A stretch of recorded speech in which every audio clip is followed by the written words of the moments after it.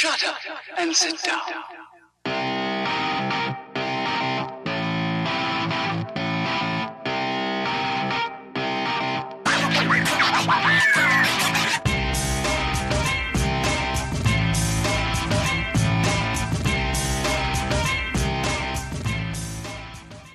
I'm just going to get right into it. That's the line. That's the line now. It's like the famous line. I know. Because I don't know how, I don't like starting like a talk show. Like this is the Beardo Show, and today I have a very special guest sitting with me is a douchebag with a New York Yankees hat on.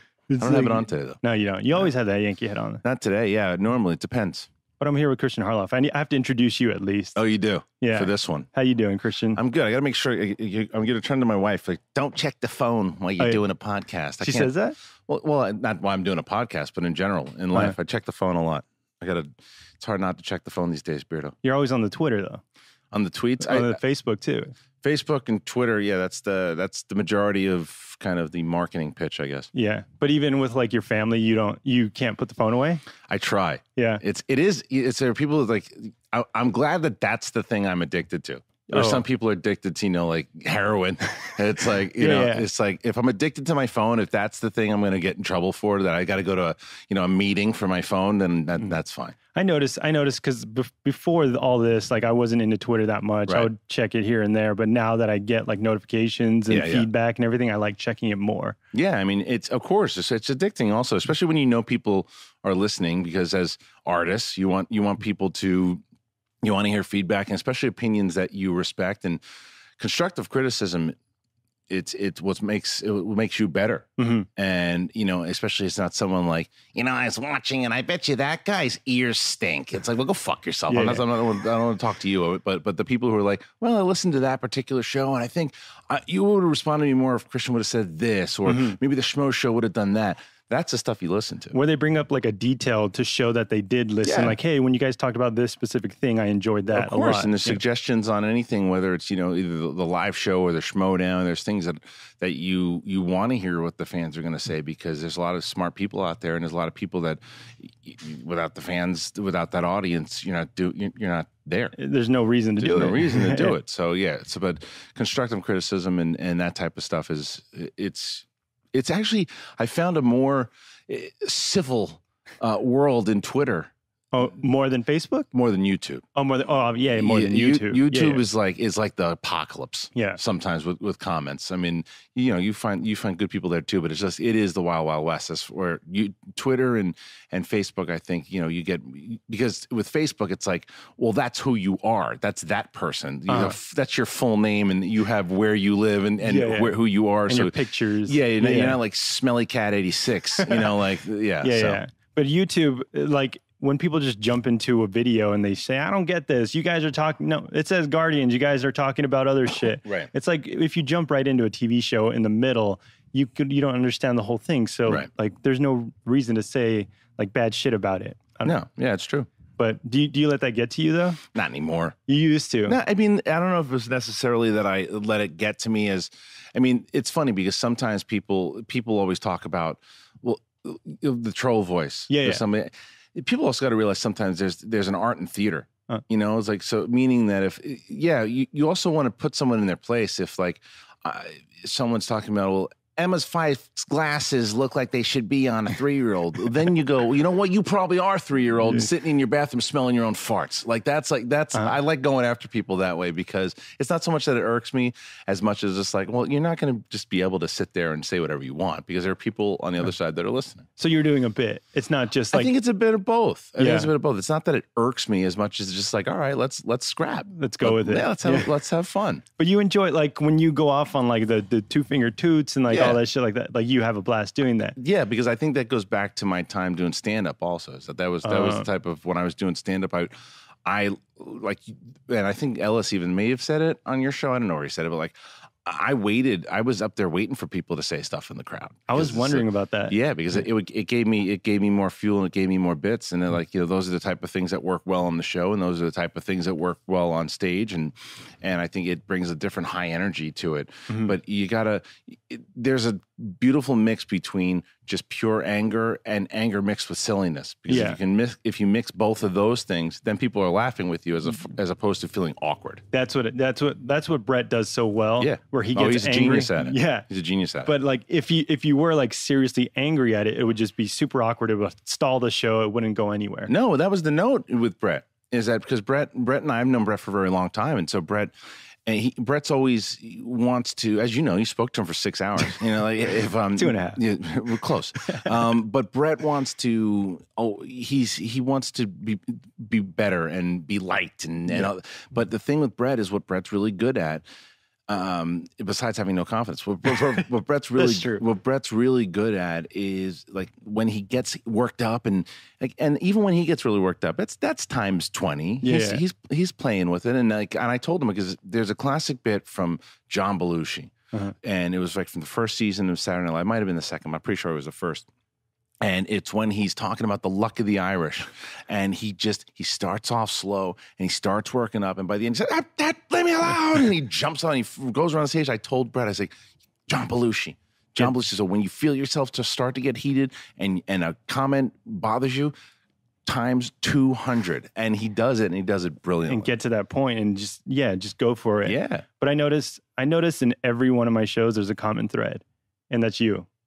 That you're the guy. I'm the guy that they're like, oh fuck, that guy just came into the office again. No, they're saying you're the guy that changed everyone's life. Like everyone that's here, everyone's at Collider, everyone's at Schmoes. You changed everyone's life, especially Brett, because you brought him in from wherever the hell he was from. To Makuga's dismay. Yeah. Is that real or not? I don't know. I haven't been around for it, but I mean, I think that what I thought that it was, I thought that it was, and I might be completely wrong, but I thought maybe Makuga, who I love to death, and I've been friends with him now for over 5 years, I thought maybe it was something like, why is this new kid on the block sit at the main table? Because he's buddies with Kristian. Yeah. And that's just me speculating. That's never been said. But I thought that and I understood the point, because Makuga's been bleeding, sweating. Yeah, he's been there. He's been there since we started the crew, like the main kind of crew. But I also think that once again, it's a show. And I think that Makuga knows how to play things up and have some fun, and that's probably what he was doing. But it's also like... And he gets cranky. Yeah. Oh, Makuga gets cranky? Come on, you never seen Makuga get cranky? I've never seen him like legit cranky. He seems like a bubbly, happy guy. Makuga is one of the crankiest people I know. Crankier than Copster? No. Okay. No one's crankier than Copster. Copster gets into the... Copster's been better lately, though. Really? He's been better. Yeah. He's moody. He's as you know. Yeah. But he's like, he's... No, Copster hasn't been as grouchy lately. I think he's, or at least not in front of me. He now has. Oh, he hides it. Well, he's learned how to. You have to. And I think he realized that too, because you got to give him all the credit in the world too. Dude's mid-20s, and look at what he's done already. He's producing so much. He's producing a lot. He's crushing it. Like all those promos you see at on the Schmoedown, that's Copster, man. And and I give him my vision as far as what I want, and I tell him to watch things. Begrudgingly, sometimes he'll be like, fine, I gotta watch a wrestling promo. But he watches it and he gets it, and I hardly ever give Copster like excessive notes for Schmoedown promos. I don't need to. Like edit notes, like, hey, cut this part, do that. Sometimes, I mean, like I'll go in, like, for example, when he did the Patriots and Wolves of Steel promo, and 80% of it was there from shot one. But then there were a couple things I wanted him to include. He said, "Oh, okay," and then it was done. The second draft, it was done. No, I don't. He gets what I'm going for. I think he knows the show. He knows me and what I want. So like I can, as much as I can say that he's a moody little bastard that he is, he's a brilliant editor. He really is. And I know he doesn't listen to your show. That's why I'm complimenting. Oh yeah, that's fine. You can say whatever you want. He's never going to listen to that. Right. But do you guys butt heads about it? Like, have you ever like got into arguments and stuff? I mean, he's like I said, he'll push back sometimes on things, and then it's also like and I have said this to him before. I'm like, you motherfucker. I was like, do you know how much I was making at your age at 25 and what I was doing at 25? I'm like, you son of a bitch. And he's like, and he spins around in a circle. His head goes off for a second, and he works hard. He calms down. And he does, but he's fun. But that's one of my things that I think I do. And you and I come from a listening to Howard Stern background. I really, when I was doing the live show, whenever he would get angry, I would get over on that mic right now. Like angry Copster on the mic is gold. Yeah. It is gold. Like get the papers. That's like one of the best moments. Yeah. When he screams and yells and he gets like, you can get him as Gary Delabate stuff. It really is. Yeah. It's just totally poking fun at the producer and like, but you just go after him because he's a smart kid too. And he'll he's got a lot of things to say, but like his emotions sometimes, like you can get his emotions to talk when his brain's saying no, and his heart just goes fuck this, and he just starts screaming and yelling. He's like, damn it.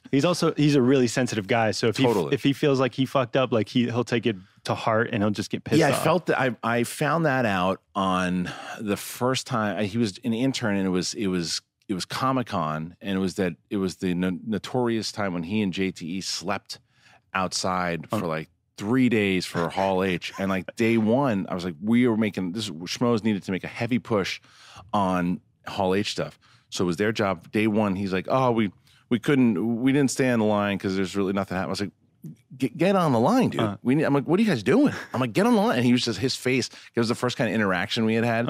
Like past like, oh, dude, I'm happy to have you on the show. It was just like, you're fucking working, man. Yeah. And then he was, but he was more rattled than anything else. And that was also before I knew him. He's one of the hardest working people that I know. Yeah. And like he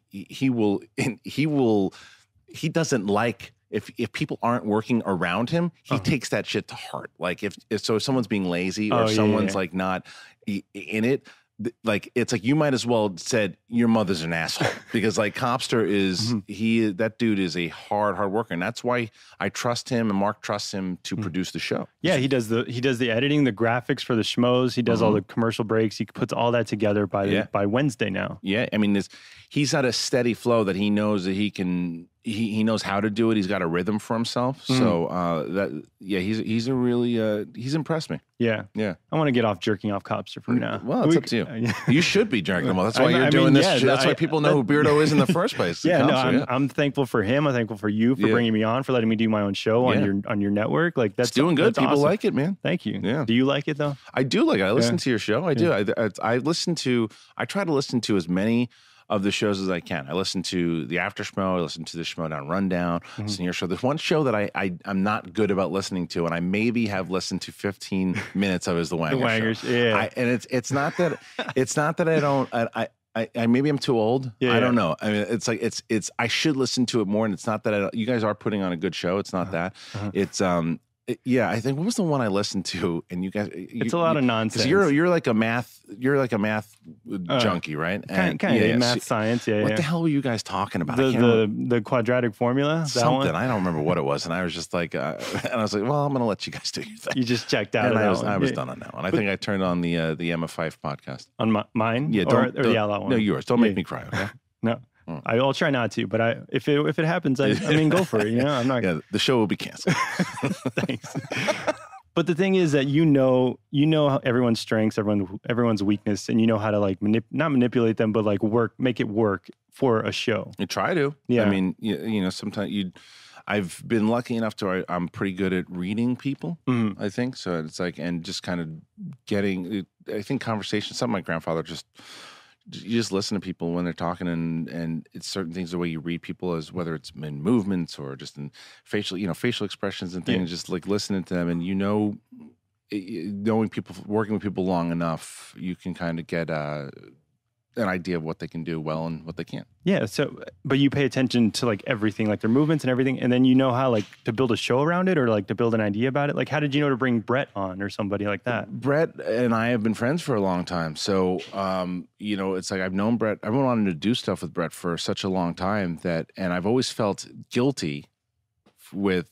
So we did a show. We did Grasping at Straws, which I think it might be on this channel. Yeah, I've seen like I think it was like series, a small web series. Yeah, it's like we shot it for a TV pilot at the time, but and I'll never forget this. We shot it at Acme Comedy Theater. We next door in Amalfi. This bar it was Room 5 is where we shot it. And I always kicked myself in the ass for this too. It was about like comedians and struggling comics and it was everyone that I was kind of working with in stand-up comedy. And that's Ellis was in it. Yeah, that's kind of how Ellis and I started really working together. It was, you could say, it was the birthplace of the Schmoes. What year was that? 2007. It was right during the writer's strike. Is one of the reasons why nothing happened with it. But the funny thing is, after we had just wrapped the entire thing, we were done with it. We had shot everything at the restaurant, and I walked out, and Brett was there coming for an Acme show, and he said, "What are you guys doing?" And I'm like, and I remember him when he said that to me, and in my head, I literally said to myself, "Oh fuck, I should have put Brett in this thing." Oh, you knew him before that? I've known Brett since '99. Oh shit! Yeah, that's just 2007. So and I remember saying to myself, I should have, like, Brett would have been great in that show. Yeah, there's no doubt about it. He would have been great in that show, and I goofed by not putting him in it. And I always kicked myself in the ass for that. And I was always bummed because I think Brett's a super talented guy, and he said it on your show too. He's his own worst enemy. He's his worst critic. He kicks his ass and everything he does. That won't be good. That won't be good. Like before he even does anything. That's the thing. Yeah, like he's like, no, he'll come up with every excuse not to do it. If he comes up with a first draft, he's like, no one's gonna like this. No one's gonna watch it. I've seen a different side of Brett though in the last week.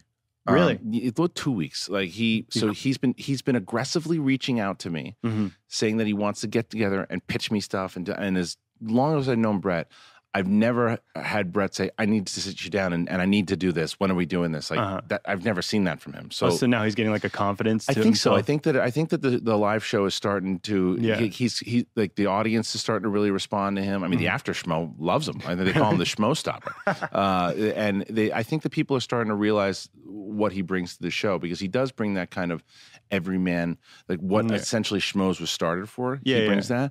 But to answer your question, like he just had he's just a naturally funny dude, and what he's also able to do, and this is a strength, and like this is something everybody strives to do, and something I've been lucky to do in my life, is that he makes his wife laugh like she just met him. They've been together for like 12, 13 years. Like when you see them together, like it's legit. Like he that's how good he is. He can make a woman laugh 13, 14 years later. He's really good. He's a good dad, but he just has so much going for him comedically that he gives himself no credit. He sits and he's like, I should be, I should be the next Jack Black. And he should be. He should be, he's got the talent for it. He just kicks his own ass. So I think by seeing him do all this stuff now, he's starting to get in that rhythm. Yeah. I can see him kicking himself. But now, like, he's such a good guy. He has his family, he takes care of him. He's worried about them. So I feel like that's another excuse. He's like, I have to take care of my kids, so I don't want to do anything else. I mean, it's hard to call that an excuse because, it's being a dad myself, it's like, they're your first priority. Yeah, like of course, your family's your first priority. And he's a good dad, and he loves his kid. He loves both his kids very much, and but he's an actor, he's a comedian, and he's like he wakes up every morning going, what am I gonna do? No, I'm not gonna do anything. I suck. I'm terrible. But I should be doing this, and like, he knows. And it's encouraging to see that the Schmoes Know show has kind of woke him up a little bit. Yeah. You talk about family, and I want to ask you a question, but I don't know if you'll answer. But are you going to come back to the Schmoes? Eventually.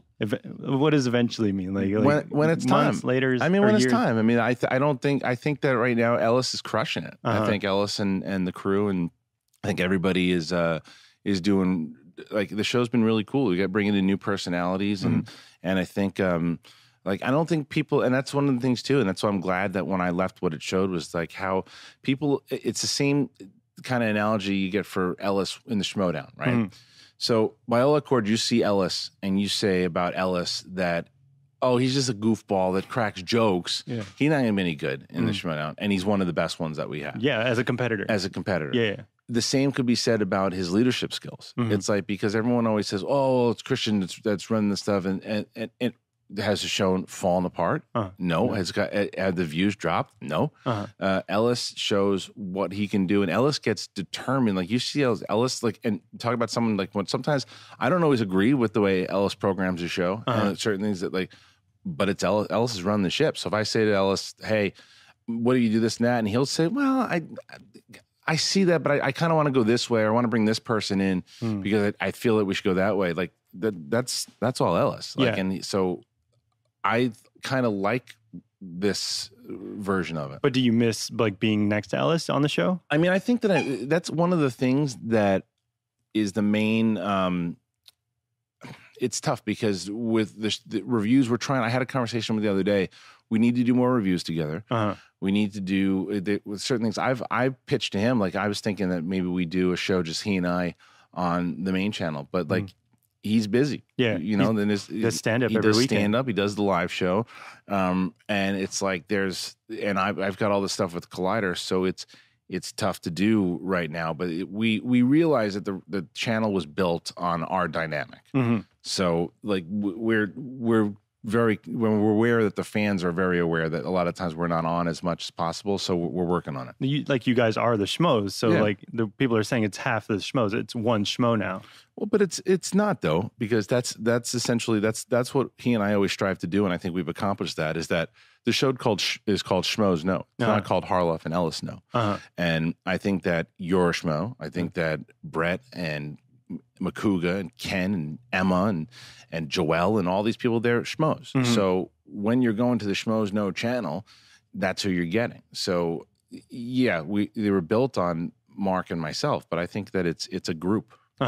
Do you read the comments like on the show after you left? Yeah, sometimes. Yeah. Do you like care at all of like how the show's doing? I mean, I always care about, like I said, feedback. Do I care how the show's going? Oh no, like the feedback of the show, like what people are saying. Yeah, but again, I think that there's certain things that like I'll read certain things and I'll make suggestions, but it's also up to Ellison Copster to say, okay, cool, let's, because I'm still an executive producer on the show. So I was like, well, guys, we should try to do that. We should try to do this. Like I made the suggestion of trying to do news up top again to kind of what we used to do. And Ellis thought it was a good idea, and he's been doing that. And there's certain comments, certain things people say that I say, okay, that maybe that makes sense. And there's other times that are just like, well, all right, somebody just wants to scream and yell and do nothing. So is there like a timeline, like a few months? Because people are saying, hey, the 300th episode's coming up. I don't know. Yeah, I have no idea. It just depends on.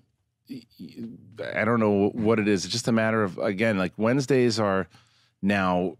The reason we moved to Wednesdays was to get Ellis involved more because he was missing so many shows. Because he had to do stand up on Thursdays and he's not around a lot of the times too. And the other problem, there's two things on like what moving it to Wednesday has helped me at is that, and people always wonder about like, I said I wanted to spend more time with my family, and I do. Yeah. And that's one of the main reasons. Like, well, why is he going to screenings? The whole point was Wednesdays are like normally a screening night. So what would happen is I'd be going to a screening on Wednesday, and then Thursday I'd have the live show. So it'd be 2 days full. Right. Yeah. So with now, I go to a screening on Wednesday. Now I got that Thursday open. So that's what the Thursday is really. That's what it is. And like so, and I think that screening day isn't going away because there's big movies that screen there all the time. I mean, I just saw something. When is this episode here? This will be not this Tuesday, like but the 2 next weeks. Tuesday. So I think Baywatch. At this point, I can talk about it. That I saw it is all I can say. And the screening was last night. That was a big screening. So I need to cover it.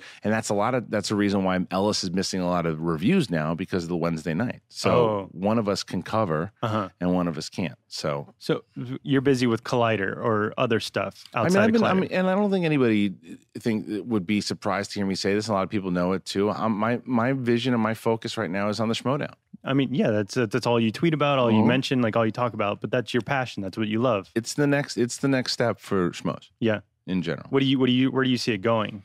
I mean, I know people think I'm crazy, and I get the comments too. My obsession is to turn it into, and I say this as a geek and a nerd myself, I want to turn it into a sport for nerds, sport for geeks. Like it's like it's my favorite comment that I get, that I don't watch sports, but this is my sport. I get it now. I understand it now.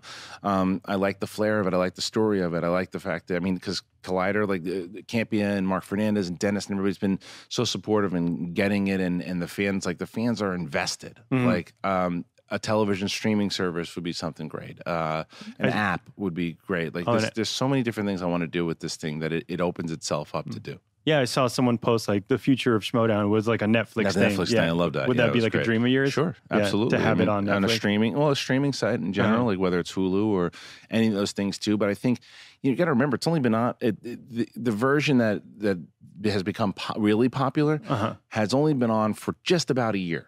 At Collider Studios. And we debuted it like, where the first match was not really counting because you get two heavyweights like Dan Murrell and John Campia, people curious, like, what the hell is this? Yeah. It's going to do big. It's just the next couple episodes, they started out anywhere between like 60 and 70K, which a launching show is great. Yeah. Now we do anywhere between 150, potentially 200,000. I mean, and it's building and growing. The Facebook page has like 12 5,000, something like that. Yeah. And we're building, and within a year if it did that, that would be great. But imagine in a year from now or 2 years from now, that's when things become more attractive to a streaming service. Oh yeah. When instead of 100, 200,000, it's doing 500 to 1 million. That's the goal. Yeah, like each episode, and comments and likes and everything. Yeah. Were you surprised at the reaction at the Star Wars Celebration, like the line in the crowd there? I would be lying if I didn't say that I was surprised with how many people, and that it was the first time since I had done stand up that I felt that pop from the crowd that had been missing in my life for the last like 7-8 years doing stand up, and it was cool and it was humbling, and Ken and I like I was worried that because when we went to LA Comic-Con, we did really well. It was only like 150, 200 people in the room. Oh yeah. You did the Wonder. We did WonderCon also. And it was a bigger room, and it was on a Sunday. So and there was a fair amount of people in there, but I was worried that it was just going to be maybe 150, 100 people there in a 400 seat room, and we're just going to be sitting around like assholes. At the Star Wars one, you were worried that you weren't going to fill up the room. I didn't know, and then I started to feel differently when we got to Celebration, and the amount of people that knew us from the shows, whether it was Jedi Council or whether it was Movie Talk or Schmoedown, the amount of attention we were getting at that convention, I turned to Ken. I said, we might actually do okay here. And then when they told us that we turned away 400 people, then I was pretty, I was, the fans, that was some of the coolest stuff that I had been a part of since been doing all this. Was that like just the best night, one of the best nights ever of your life? I mean, because my daughter being born. I know, that's why I said one of the best, but not the best. But I feel like this is all what you've been working for, and to see it like come to life in person. It was nice to have that. It was also nice to have my brother there too. Oh, yeah? My brother was in the front row of that thing, and to see like, it's nice to show your family kind of like, that's what I've been doing. Yeah. Like, and it was more, I think what was so cool about it was it was the investment. And I'll tell you the moment that really stood out to me was we did a meet and greet. It might have been that night or the night after. And it broke my heart, but it still was a really nice moment. There was a gentleman, and he was in a wheelchair, and I was on stage there was a line for all of us, and there was a line I was signing some stuff and taking pictures of people, and there was a gentleman in a wheelchair, and I went over to him, took a break from seeing everybody on the line, and he had something, that he had a stroke. There was a lot of things that kind of happened to him, and he said that he had tears in his eyes, and he said one of the things that really powered me through was watching you guys all the time, and you guys got me through this, and you don't understand how much you guys mean to me, and I gave the guy a hug. It's just like, I'm like, I'm just talking about Yoda, but I understand what he means and what he said, and how it would brought stuff to him, and we kept getting that. And you don't think about it when you're recording. There's nobody here. No, when you're screaming out and you're yelling into the camera, but you realize, like I told you before, when you're adding that mixture of the comedy with the yelling and stuff, like that Luke Skywalker Mother F thing that I did, like, people talk to me about that, and they said, like, dude, I was having a bad day, and I saw you riffing on some trolls, and I lost my mind, and I laughed, and it put me in a good mood, and I like. That's I think that's when you say that's a pretty good day. That's when you're like, okay, now this is what I've been working for. Yeah. But that's what you got from stand up, right? Yeah, stand up was different. Stand up was a rotten girlfriend sometimes and the best lay of your life. Yeah. Like it was like it was like that girlfriend that you had that just like the sex was so good, but man, when the fights were bad, they were bad. It's just hot or cold. It was my life. Like the stand up was my girlfriend. Yeah. Like stand up was my wife, and it was 7 days a week, 2 shows a night. Really, you were that committed to it? Oh, it was my life. I mean, I was doing colleges, I was doing everything. So. How old are you when you started it? When I started stand up was the first time I was in college. I was 19. Oh shit! I jumped up on stage. It was like 19 or 20. Was it just like a dare, or did you know, like, hey, I want to go up on stand up? No, it's funny because I always thought that I wanted to do stand up, and I never knew what I was going to do or what my style was going to be or how I was going to do it. And I always thought I was going to do it in New York, and I never did it. And then when I was in Florida, at Florida State, I was in the theater school.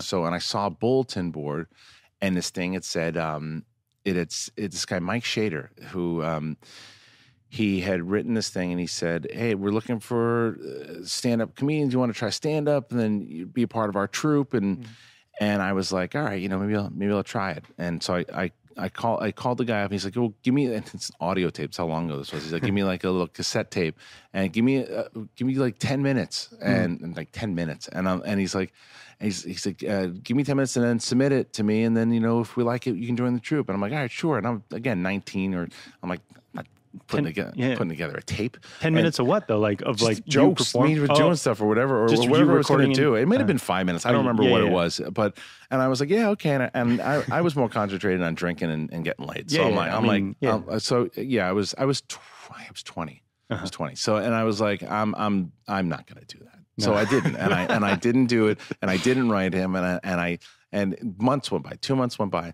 and I remember getting a phone call, and he's like, "Hey man, this is Mike Shader."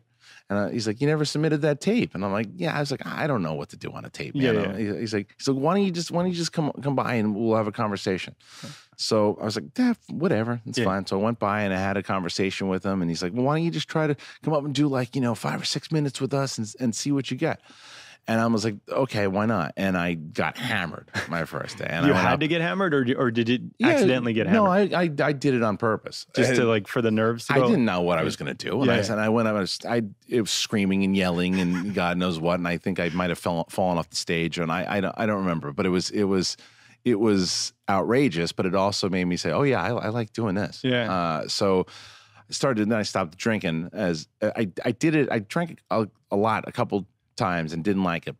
I mean, and didn't really like it. It didn't catch for the show. Like you didn't like how you were performing. No, it wasn't good. It wasn't. I mean, any of the stuff you look back now, that stuff wasn't necessarily good, but you should feel comfortable with like, oh yeah, this is really working, this is vibing, and it wasn't. But then I did a show because I joined a fraternity, and we packed out the room at this thing, and I remember going up there, and I put together, and I did 20, and I didn't know that this was a lot of time back then. Like 20 minutes, and I headlined the thing at 20 minutes, and it was. I remember I still have the set on tape, and I remember feeling like I just crushed the world. Like I just killed it, and I'm like, oh yeah, I'm gonna do this. Like now I'm gonna just commit to this. That was going to be your full time. That's what in college, So I was doing that, and I was and when you're in school, like no one's doing stand up comedy, especially in Tallahassee. They were like we were the only 6 people that were doing stand up comedy. Oh, you mean there wasn't a big Florida comedy scene? No, in Florida? We might have people at like like hotels that would come in here and there, but for the scene itself,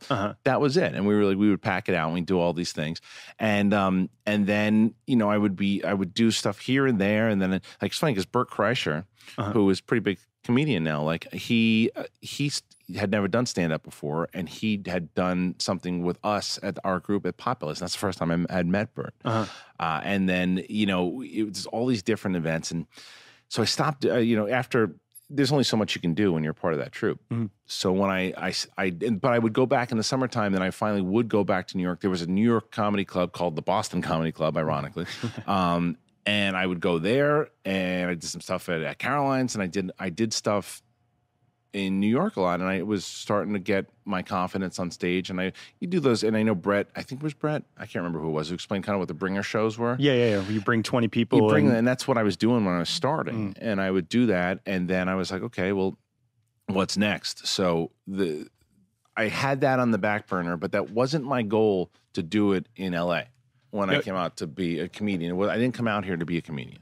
Why did you come out to LA? I came out to, I always knew I was going to come out to LA. When I was 12, my mom took me and my brothers to San Diego for 3 weeks. We stayed with one of my friends at the time who wasn't there. He was in New York, but we stayed with his mom and his little brother and his sister. And for like 3 weeks, and I felt like I was in a different planet.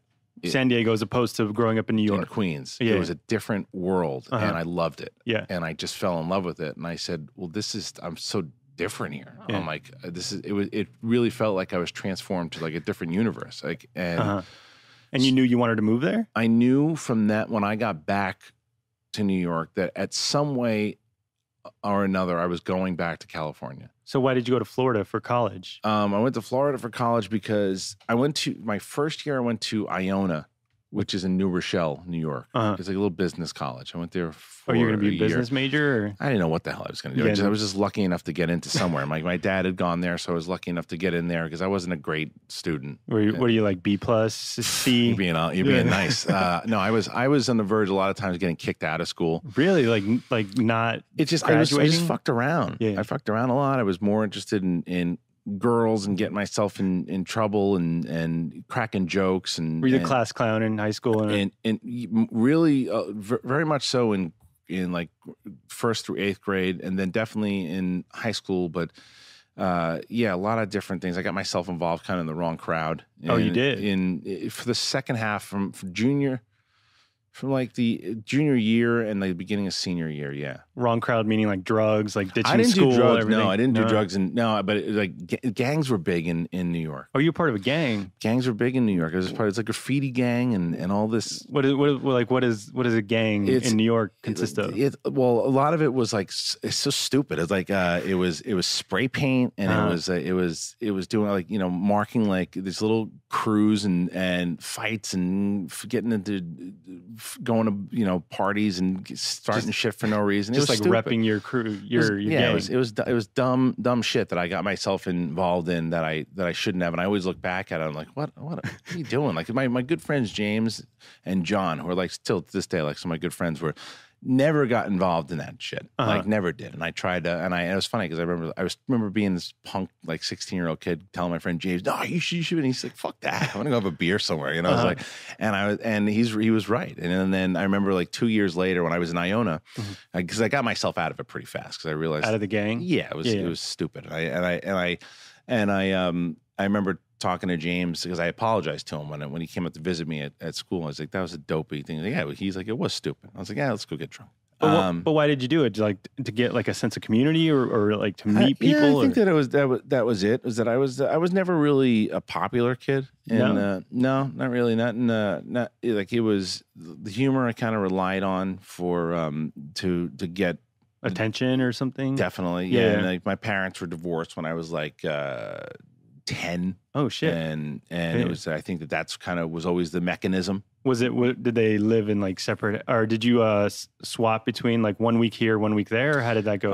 Well, I lived with my mom from the time I was 10 until like 13 or 14. And during that time, my dad actually was in business. He was working at this place called JDA for a little bit, Job Development Authority, and working in real estate and those things. And then he got a program that he went to Harvard for like 2 years. Oh shit! So he was away for a little bit, and I wanted to live with him, but I couldn't because he was not there. Yeah. And then he came back, and I went up living with him in my like freshman year of high school to about my junior year. And the only reason I went away from living with my dad is because I got myself involved with a girlfriend and I wanted to be closer to her. Oh, so then you live with your mom? So I lived with my mom, and that wasn't a good, we didn't really get along in high school. Yeah. Oh, you and your mom didn't get along? No. She's kind of like, she had kind of an explosive personality. What do you mean by that? It's just the Italian fiery temper. She had me when she was like 24. And it's like, back then it's kind of normal, but now I always think about it. I'm like, at 24, 25, I'm like, fuck that. I'm like, you enjoy it. Like, I think that, she should have waited. I'm glad she didn't. Yeah. But like, she should have waited. But what was the difference between your mom and your father? My dad's more laid back and kind of a jokester, but it's just, he's always kind of more the advice-driven kind of. I can see, even if you're hearing me talk about both of them, you probably like, oh, well, I can see where you get both of them too, because she's more the intense kind of driven.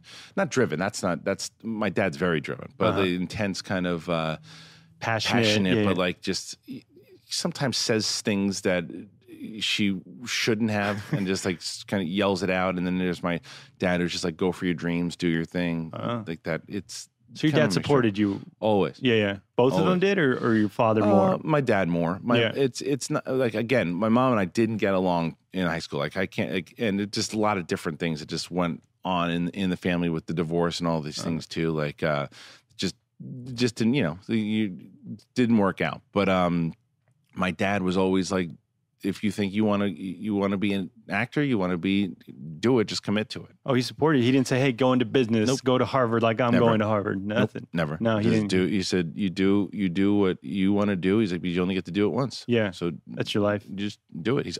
Was always supportive. Yeah. You have brothers and sisters? 2 brothers. Yeah. Fraternal twins. Fraternal? Not mine. But they are. Yeah. They're fraternal. Yeah, they're 5.5 years younger than I am. Oh, okay. Did you have to take care of them? Like be the older brother? Yeah, I mean, certainly it's yes and no. I mean, there were certain times when you're growing up in there, and for the times I wasn't living with my dad and we'd visit on the weekends, we'd spend a lot of time together, and there would be, they would look up to you, obviously, because you're 5.5 years older than they are, but then there's times that you're moving on and you're not around, and they're with each other more too, so like when they were in high school, I was already off in college. Oh yeah, yeah. So it's just, so as much as I could, for sure. My brother Brian and I are pretty close, and Kevin lives in Florida also, and okay. Yeah. But can you, like, when you're in a gang in high school and your brothers are like, what, in like middle school or something? Yeah, they were younger, right? I mean, I guess for the most part, I tried to hide it from them, but I don't think that Brian would probably be like, you know, hey, shit. Yeah. But it was, I mean, again, when I'm talking gang, I'm not talking about like, this, like when there's certain gangs like shoot 'em up gang or something. Yeah. No, these are punk kids that think it's a gang that are like come from fucking privileged, not privileged, middle class fucking white families that are tagging up walls and saying gang. I'm not talking about like boys in the hood stuff. No. And no, that's no. No, it wasn't that. Did you ever get in a fight? Yeah. You've been in fights? Yeah, I've been in a couple. Yeah, you can handle yourself? I mean, when I was, it's funny because when I was, that's where I think the anger came from too. Like I remember this guy, one of my favorite teachers of all time, rest in peace, was this guy, Doc. I don't remember his last name. Just call him Doc. And he was a science teacher at Holy Cross where I went to school. And this kid, and I actually wound up becoming friends with this kid too, this kid, Phil Grillo. And this poor Phil, I was sitting there, and I remember this. I can't remember who the real kid's name was, but was throwing shit at me. He was throwing it at you, at me, and it was hitting me in the back, and I heard him laughing, and I could feel the anger. You remember the Christmas Story? Yeah. Ralphie when he just finally loses it. Yeah. And I'm sitting there, and I felt it. I remember thinking to myself, one more time. And it hit me, and I went up and I saw him laughing. I remember I walked up, and Phil Grillo was like just standing there, and I started unloading on him, like punching like the Sugar, like Sugar Ray Leonard and Tommy Hearns, like right in the corner. Yeah. And I remember Doc going, "Stop, you bunch of assholes!" like screaming, right? Get out, screaming at us, right? And it wasn't even Phil Grillo that did it. No, it was the kid next to him. Well, why didn't he say something? He probably did. I didn't hear it. Oh, you were just that angry. I didn't hear it. I just started unloading on poor Phil Grillo, and we talked about it after. He's like, "No, I get it. It pissed you off." He's like, "Totally cool." And Phil, he was a cool kid, but like, did you figure out who it was? I did. I remember. I can see his face, and he was a tall kid too, and. But Phil was probably laughing. So he was laughing afterwards, not during it. But yeah. So, but yeah, I don't even know how we got to Phil Grillo. But but those are the fights you've been in. Like and then you do stupid things when you're at bars and stuff. When you're drunk at a bar. Yeah. So you went from New York or you went to college in New York, and then you went to Florida. Yeah, I went to Florida State. Well. I was in Iona College for my first year in New York, New Rochelle. And then, like I said, it was go to business school. And I'm like, I don't want to do this. No, it's not what I wanted to do. So my dad had moved to Florida. Oh. So my dad moved to Florida. I remember being on the phone. And he's like, well, look, what you can do is, because again, my grades weren't the best. He's like, if you want, what you can do is you can go to a junior college here. For a little bit, and then you can transfer to one of the universities if you get grades up. You just got to concentrate, buckle down, get your grades up, and then you can go. And I was with my girlfriend for a while, and we'd just broken up. So I took the opportunity. I said, I'm going. You took off. I just left, and I went to St. Petersburg for a little bit. Went to St. Petersburg Junior College, got my grades up, and then transferred to Florida State. But for musical theater, though? I was going to go for film school. Oh, okay. Florida State Film School was really hard to get into. And I just missed it. And so I went for a theater major. Not musical theater, just the regular theater major. Yeah. And it's like the closest you can get to film. Yeah, it was because what I knew was that I could still get involved in going to doing stuff at the film school and all these different things, and that's what I did. So I just had myself involved because I wasn't a theater kid. Did you want to be an actor or want to perform? Or anything? At some points, yeah, I did. I mean, because when I was younger, I was it's funny. I was going to reach out to this girl that I went to school with because I was trying to find out if she remembered exactly what happened because I have an idea of it. When I was younger, from like 1st to 5th grade, I was like the actor in the class. Like, I remember I could remember class, I could remember lines, and I could remember things, and I remember all these different things. I think it was like the 6th or 7th grade. It might have been younger, but I think it was the 6th or 7th grade because my mom remembers this, but I don't remember the extent to it. I had this big play that was coming up in front of the whole entire school. And I was, and I had all the lines and everything to do, and I got sick. And I don't remember how long I was sick for, but I was sick enough to where I got better, and then the next day was like the performance. I forgot all my lines in front of everybody. Really? In front of everything. And I think and I remember this girl Tina, and I can remember the vision so clear that she was trying to help me and trying to kind of steal, like take the lines and trying to make it like it was her line. Like continue the play. Yeah. And I just remember blanking, like just completely blanking. And that's you take bits and pieces out of it. Yeah. But that always fucked with me. That stuck with you. That's something like that, like being in front of people. It did. It fucked with me, and I think it took away the confidence that I had in wanting to be an actor. It still was there. Yeah. Like I still took it, like, because I still wound up doing a lot of different things. And I was in a bunch of stuff, and but it wasn't the same after that thing happened. When did you graduate college? What year? 99. Oh, back in 99. Yeah. Okay. So after that, you're like, oh, did you go back to New York, or you wanted to move out to LA? Right. I was dating this girl. It seems like a girl is like a theme. It was a theme, but I was dating this girl at the time, and I was gonna leave in, I think it was May, but I dug this girl for a little bit. We were hanging out, and I was like, I'm just gonna stick around through the summer. And I took and I was like, I think there was, I pushed it out to where I only had to take 1 credit or something for the entire summer. So I took that 1 credit, and it was like a stupid. You were like, how do you smell oranges? It's like you just smell oranges. Yeah, it's like and whatever. I don't forget nutrition or some shit. Yeah. Simpler than that. It was it was like it might have even been like watch like a modern day movie class or whatever it was. It was the stupidest class. It was great. It was basically just to hang out with her while I was there for the whole time. Finished up my lease on my apartment that I was at, and then got my wisdom teeth pulled out. Yeah. Then the day after, drove to LA with my dad. But why? What was the decision there? Like because I wanted to be in as much pain as possible driving. No, be miserable. Yeah, I wanted to be miserable. No, Yeah. I forget why. I had to do it. It was a reason. I think because of dental insurance or something. I can't remember what it was. It's like there was some reason why I had to do it, or maybe it was also because I was confident, and it was the last time I was going to see my actual doctor that I was confident in for a bit. No. Why did you move to LA? Oh, why did I move to LA? Well, I mean, it was the same thing. It was it was the reason that I said, when I went to San Diego, I knew I was going when I was done. I didn't know what I was going to do. I just knew I was going to go. I knew the funny thing is I had one friend out here, well, 2. My friend Jamie Fritz was out here, and then Aaron Wilhelm, who's actually my editor on Schmoedown now. Yeah, that guy. I know that guy. Yeah. He's an editor on Schmoedown now. But Aaron worked out here, and he worked at this company called Intermedia, which was this film company. And I said, dude, I need a gig. My first thing that I got out here when I first got out here was actually I was an extra on Almost Famous. Really? And that's how I made money. Do you know what scene? Or yeah, or it was. I mean, like, you can't see me in the movie. No, and the one that you can see me in was this movie with Ray Liotta. What the hell was it called? He was a firefighter. A fan found the scene and posted it. I can't remember he was a firefighter that was like, he was an arsonist, and he was wrecking shop. And then there's this bar scene. You see me, and I walk up and I ask for like a rum and coke, and I'm right next to him. Like, that's the only, I can't remember. Oh, you had a line though?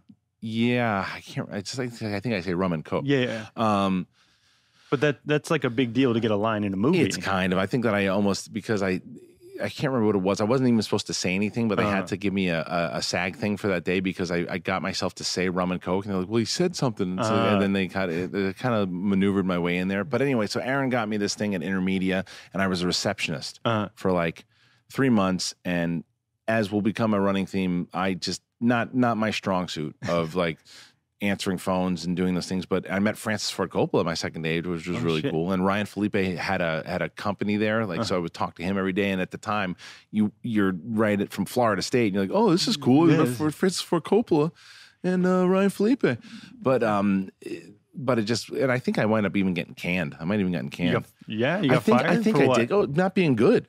Yeah, I wasn't that bad. Where they're like, hey,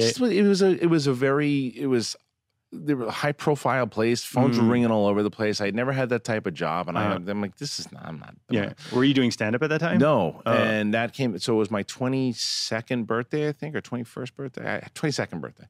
And my buddy, Adam Winkleman, took me to the Improv on Melrose. And I think I've told this story before. And I definitely told the story before. I think I told it maybe on Schmoes, but I went there with him, and I had a couple of drinks, and the Improv was sold out. It was completely sold out. And Rick Overton, who's this comedian who was like, you would recognize him if you saw his face too. He's like the maitre d' at Mrs. Doubtfire, or Mr. Doubtfire, as JT would say. Yeah. And he remember him saying, if anybody, normally we ask the crowd if anybody has the balls to get up here and improv with us, but nobody ever does. So we're going to do a thing. Anybody want to get up here? No. And I was like, I went up there. You went up there. And I jumped up there, and I remember standing up there like center, and there's like 6 of them up there, and they came at me like sharks. And I just happened to have one of those sets to where I was just like on fire. Yeah. And I remember, and I threw in an Arnold in there, and I threw in all these different things, and they came at me. And I remember hearing that pop with the crowd again. I hadn't heard it since Florida State because I hadn't done it since. And I heard that pop, and I felt the rhythm of it, and I felt it's like music. It's like, okay, I know where I'm at. And then I remember them trying to stop me. And the biggest trick with comedy is you got to listen.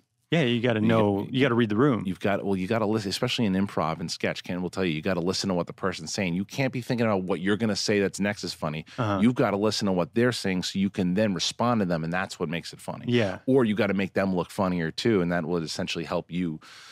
So it's a team thing. It's building with each other. You had to, and I think that they didn't realize that I was going to I was going to work with them as a team, because they were trying to swat me like a bear. Oh, they thought you were just going to freeze up or stop it. They wanted to embarrass the drunk guy that got on the stage. And normally they probably 9 out of 10 times they're going to do that. But I had one of those nights. Yeah. And I crushed it. And they gave me, and Overton looked at me. He put the mic to the side and he goes, "You got brass balls, kid." He's like, "That was awesome." And I kept a relationship with him after a while for that too. But I got out, and this is the story that I've told a billion times. But I got off stage and I was in a high, and I was like, I couldn't believe it. It was my birthday. It was so great. And this woman taps me on the shoulder, and she goes, "You were fucking great." And I turn, and it was Sarah Silverman. Really? And I turn, and again, starstruck. Yeah. And remember, at this time, she's not huge. She was in a couple things here and there, but I've always had that recognition of people that I can place them. Yeah. And she goes, "You were fucking great." And I look at her and I go, "You were great on Something About Mary." She's in there for 2 seconds. Oh yeah. She looked at me like I was fucking with her, and I said, "All right, thanks." And I walk away. But you were dead serious. I was dead serious. Yeah. I really, really thought it was. And what me today, things that I have done, I am telling my friend, I'm going, "Dude, I'll see you in a little bit. I want to pick Sarah Silverman's brain. Yeah. I want to talk to her. I want to hear. Like I would have said like, what did you think I did well? What would you recommend? Who should I meet? Yeah. Who should I talk to?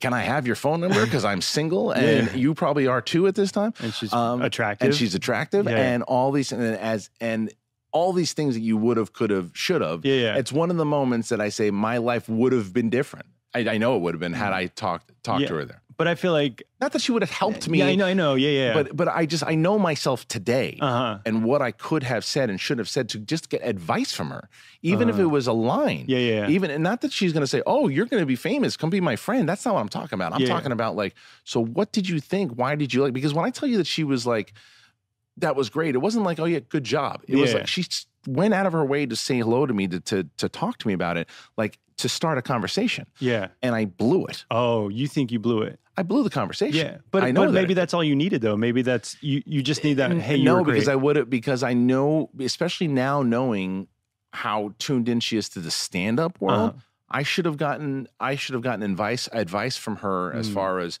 where to go, clubs to go to, people I should know. Does she think would she want to introduce me to anybody? Things that I know that I would have done and said now that I didn't necessarily know to ask at the time because I didn't know the stand-up scene at all. I'd never done stand-up in LA at that point. Yeah. Because that was the impetus for me to say now, okay, now how do I get on stage and what do I do next? Because I'm addicted again. Yeah, it worked out for you. Like you still made your way. You have your name on the Comedy Store wall. It was a longer road, I think. But you still made it anyway. I did. Yeah. Yeah, but it's still, there's other things I think that there's always things that with stand-up, because I do truly believe though, stand-up was not where I was supposed to be. You don't think you were supposed to be a stand-up? When I did it, yeah. But to ending up in stand-up, no, because it just, I was, and not to be cocky, I was good at it. Yeah. And I could read a room really well, and I had fun doing it. I spoke to Mark. He said there's a reason your name's on the wall. Like you were great at it. I had fun doing it. I had fun doing it, and like the Comedy Store was my stinky gym that I worked out in, and you were the doorman there. Well, but it's funny because Mark didn't really get into it. I was the worst doorman of all time there because I didn't need to be a doorman because I was only paid regular in the history of the Comedy Store to become a paid regular first and then become a doorman. So how do you do that? You do the open mics there, and then you just I never did the open mic. So how do you become a paid regular then? Because I auditioned. So what happened was my friend Brett Ernst, he and I used to do, so I had a different route in comedy because like I started at this place that Brett told you about, Luna Park. And so I would get up there and what I always did, I would work at the place that I'd want to go up at. So I started working at Luna Park, and I worked, it was like I was at 22 or 23, and I was managing all the club rooms and everything too. But I would jump on stage and it was because I was there for like 4 or 5 months, or after being there 2 months, that was like most people didn't stay around for more than a month and a half. They would get canned or they would leave. Yeah. And I was there 5-6 months, and I was managing the place, and I was hammered every night. I was jumping up on stage. I was meeting women. I mean, it was great. But that was my thing, is that I wanted to I wanted to just get on stage and learn more stuff and learn more about stand up. And I would get my reps in from working there, and I wouldn't have to bring people or doing this stuff because I worked there. I worked there, so I would be able to just jump on stage whenever. I'd be like, "Hey,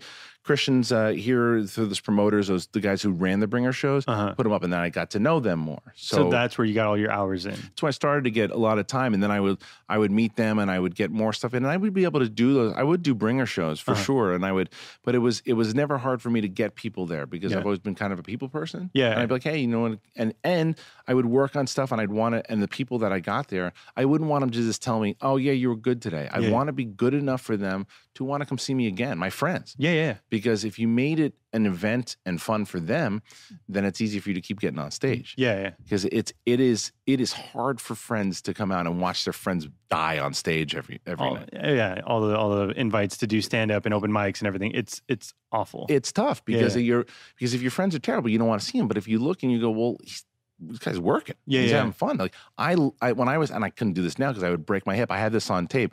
This is another way I met a friend. I was obsessed with wrestling, hence getting the writing job for WWE. But I remember being on stage, and there was like 7 or 10 people in the audience. No, there was more than that.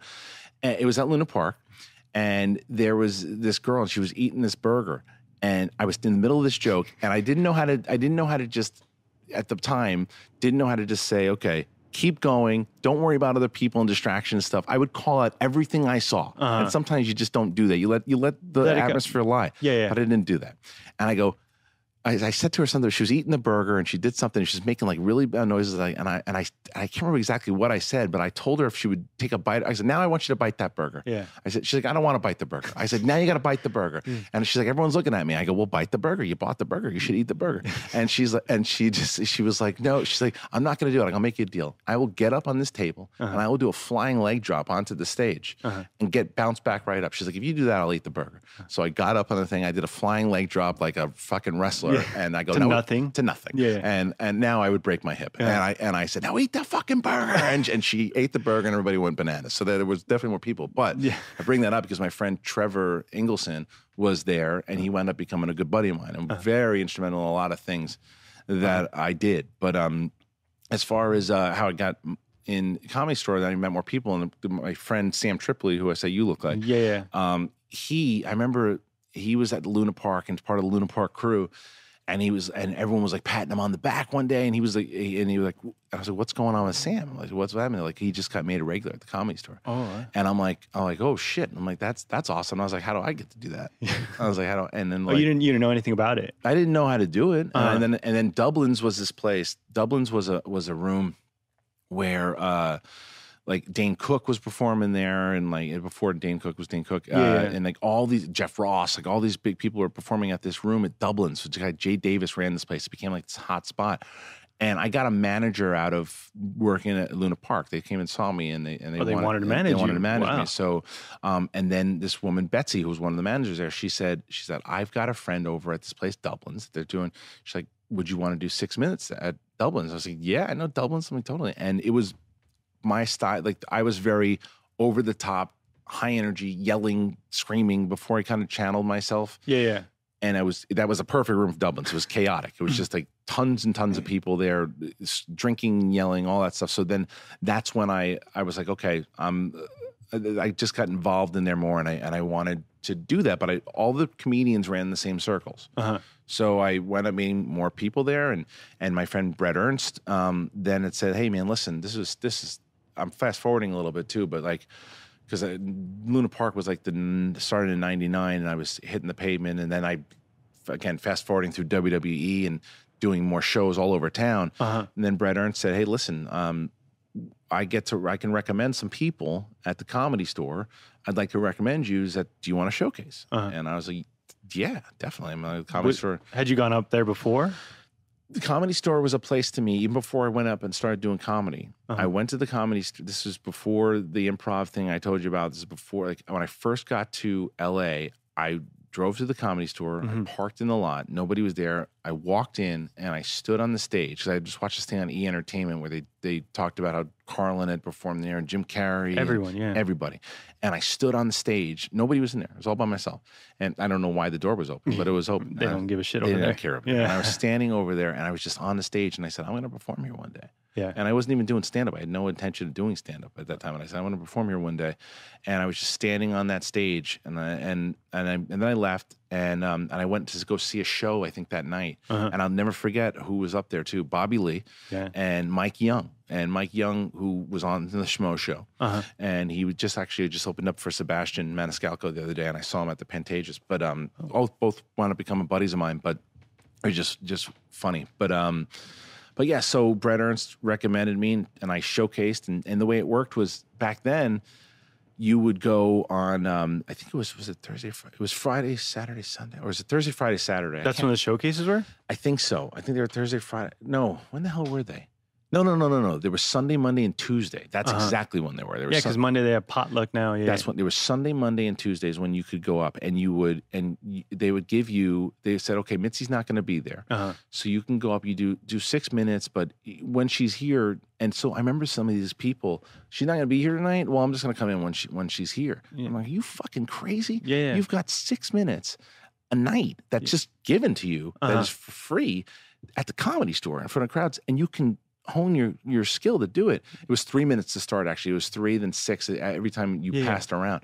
And so I just kept doing it. And I remember my Ari Shafir, who was a doorman at the time, and he was just like, and I remember him coming up to me. He's like, you're the only one that is coming every Saturday, or Sunday, Monday, Tuesday. You're the only one that's doing it, because the other thing with the Comedy Store is it was a clique, and the comedians, they take you in. They want to hang out with you. Yeah, well, it's like, who's putting in their dues? So I said it's a stinky gym. And then I finally, Mitzi came in, and I was done. She's like, "You're really good. I want to see you do 6 minutes." I was like, "All right, I'll do 6." And Mitzi was the owner of the Comedy Store. Yeah. I mean, the legendary. Who's seen Letterman perform? Everybody. She made everybody's career. Yeah. So then back, I did 6. She's like, you're getting even better. Next time I want you to do 10. I'm like, okay, I'll do 10.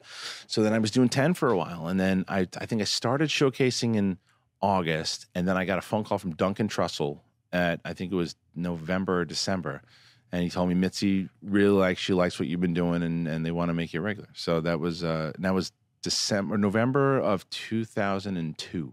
Without working there or anything, you're just doing I never worked there. Yeah. I was just showcasing. Mm-hmm. So my just experience of going there was from the first showcase as to who the fuck is this to then by November, oh, what's up, Harloff? Yeah. So, and then I got passed, meaning I got made a regular, and then I said, well, I want to work here.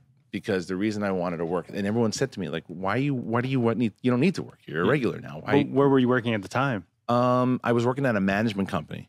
I was answering phones and stuff. So, but like, wouldn't you rather work at the Comedy Store, or were you like doing not money wise? They pay. They pay you dick. And like a lot of people were. I think people would probably, however they were making money, like with outside tips, so they shouldn't be getting tips. So like they'd seat somebody and to keep the $20 and park cars and shit, whatever they were doing. And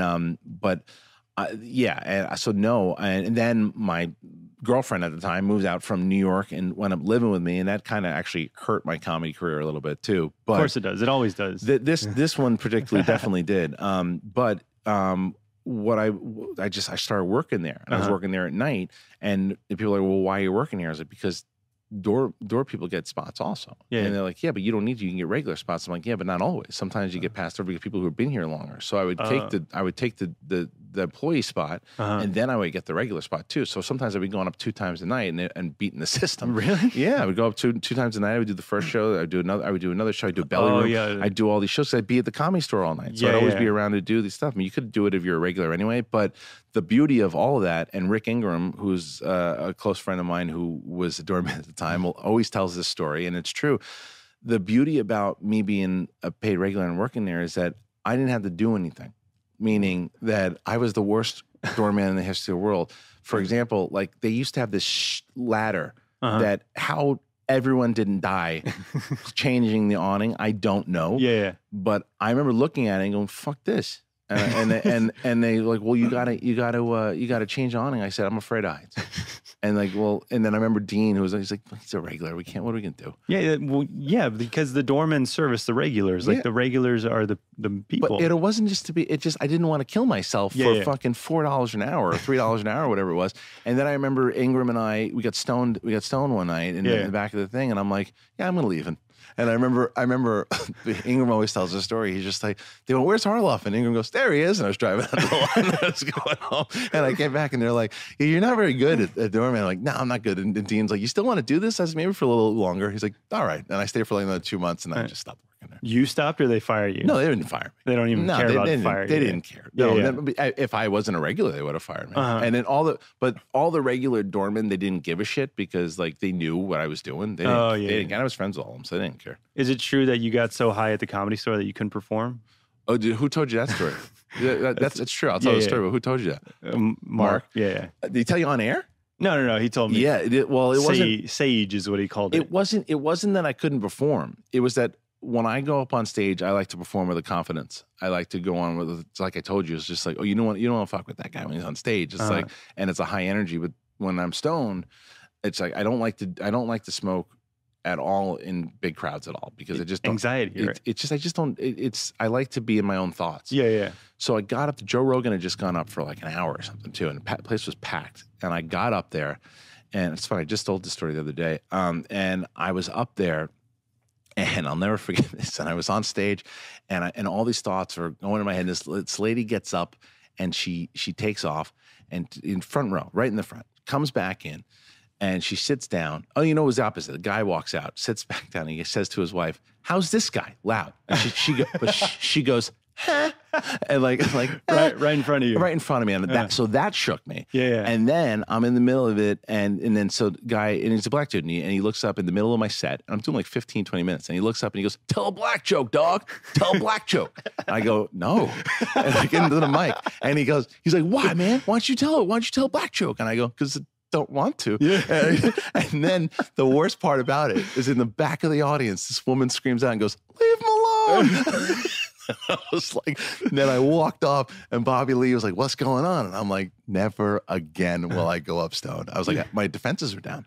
I just, some people can do it. And like they have that humor, like the stoner humor, like, The oh, that slow, dude's stoned. like, that wasn't my style. That's not you. Cause you're too much of a heady guy. You're in your thoughts. I need to be. Yeah. And it's like, you could tell something like the fences were down. Like the Death Star had a flaw right there. Yeah. But the story Ellis was telling me was that you were so stoned that you were just yelling gibberish. When was that? Was that not true? It's not necessarily that it wasn't true. He said that you thought it was everything you were saying was gold, was hilarious, but like people weren't thinking that. I don't know. Is he talking about the Comedy Store? Maybe I misheard him, but that's what I thought. He might have misinterpreted, because I remember him telling another story that he was talking about, and he's like, I think I'm telling this story wrong. And he was. I remember, I can't remember what it was, but I think that's the one he's talking about. But that's because that was the only time I had gone up. Unless I was too stoned and I forgot what it was. Yeah, but no. After that, you just like, you never performed while high or anything. Nah, I wouldn't do it. I mean, because I'm not like, still even today, it's like I'm such a casual smoker. I'll smoke like here once in a while, just kind of like sit back. Just never when I'm working. I Relax. never on air.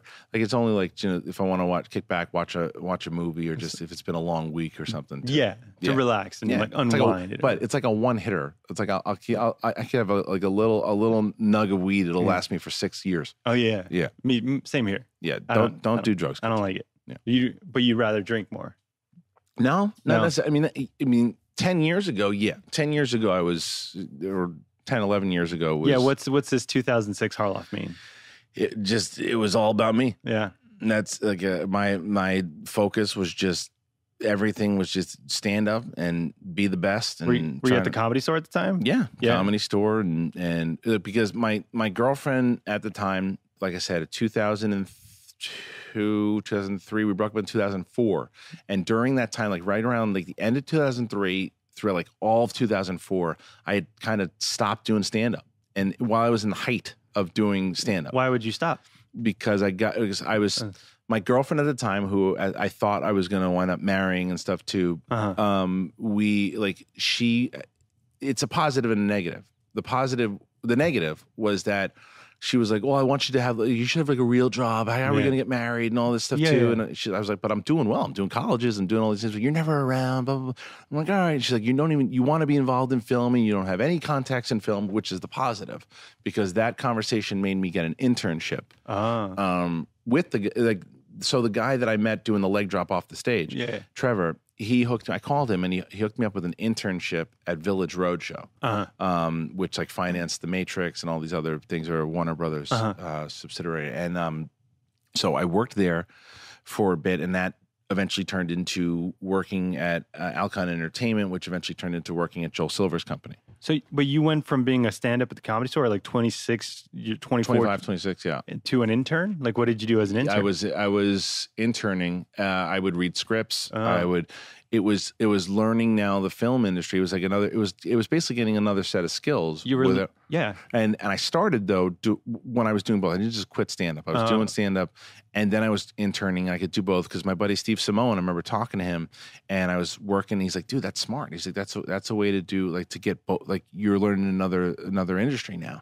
And I would do that, but then I started kind of doing more. Then I got a job at Alcon, which I was just kind of doing running and stuff, and I wasn't really involved, and I was around it in film, but and then I stopped even doing stand up, and I was just working there because I was with my girlfriend at the time, and then things just went horribly wrong with us, and then she went up leaving, going back to New York, and then I started working at Joel Silver's company.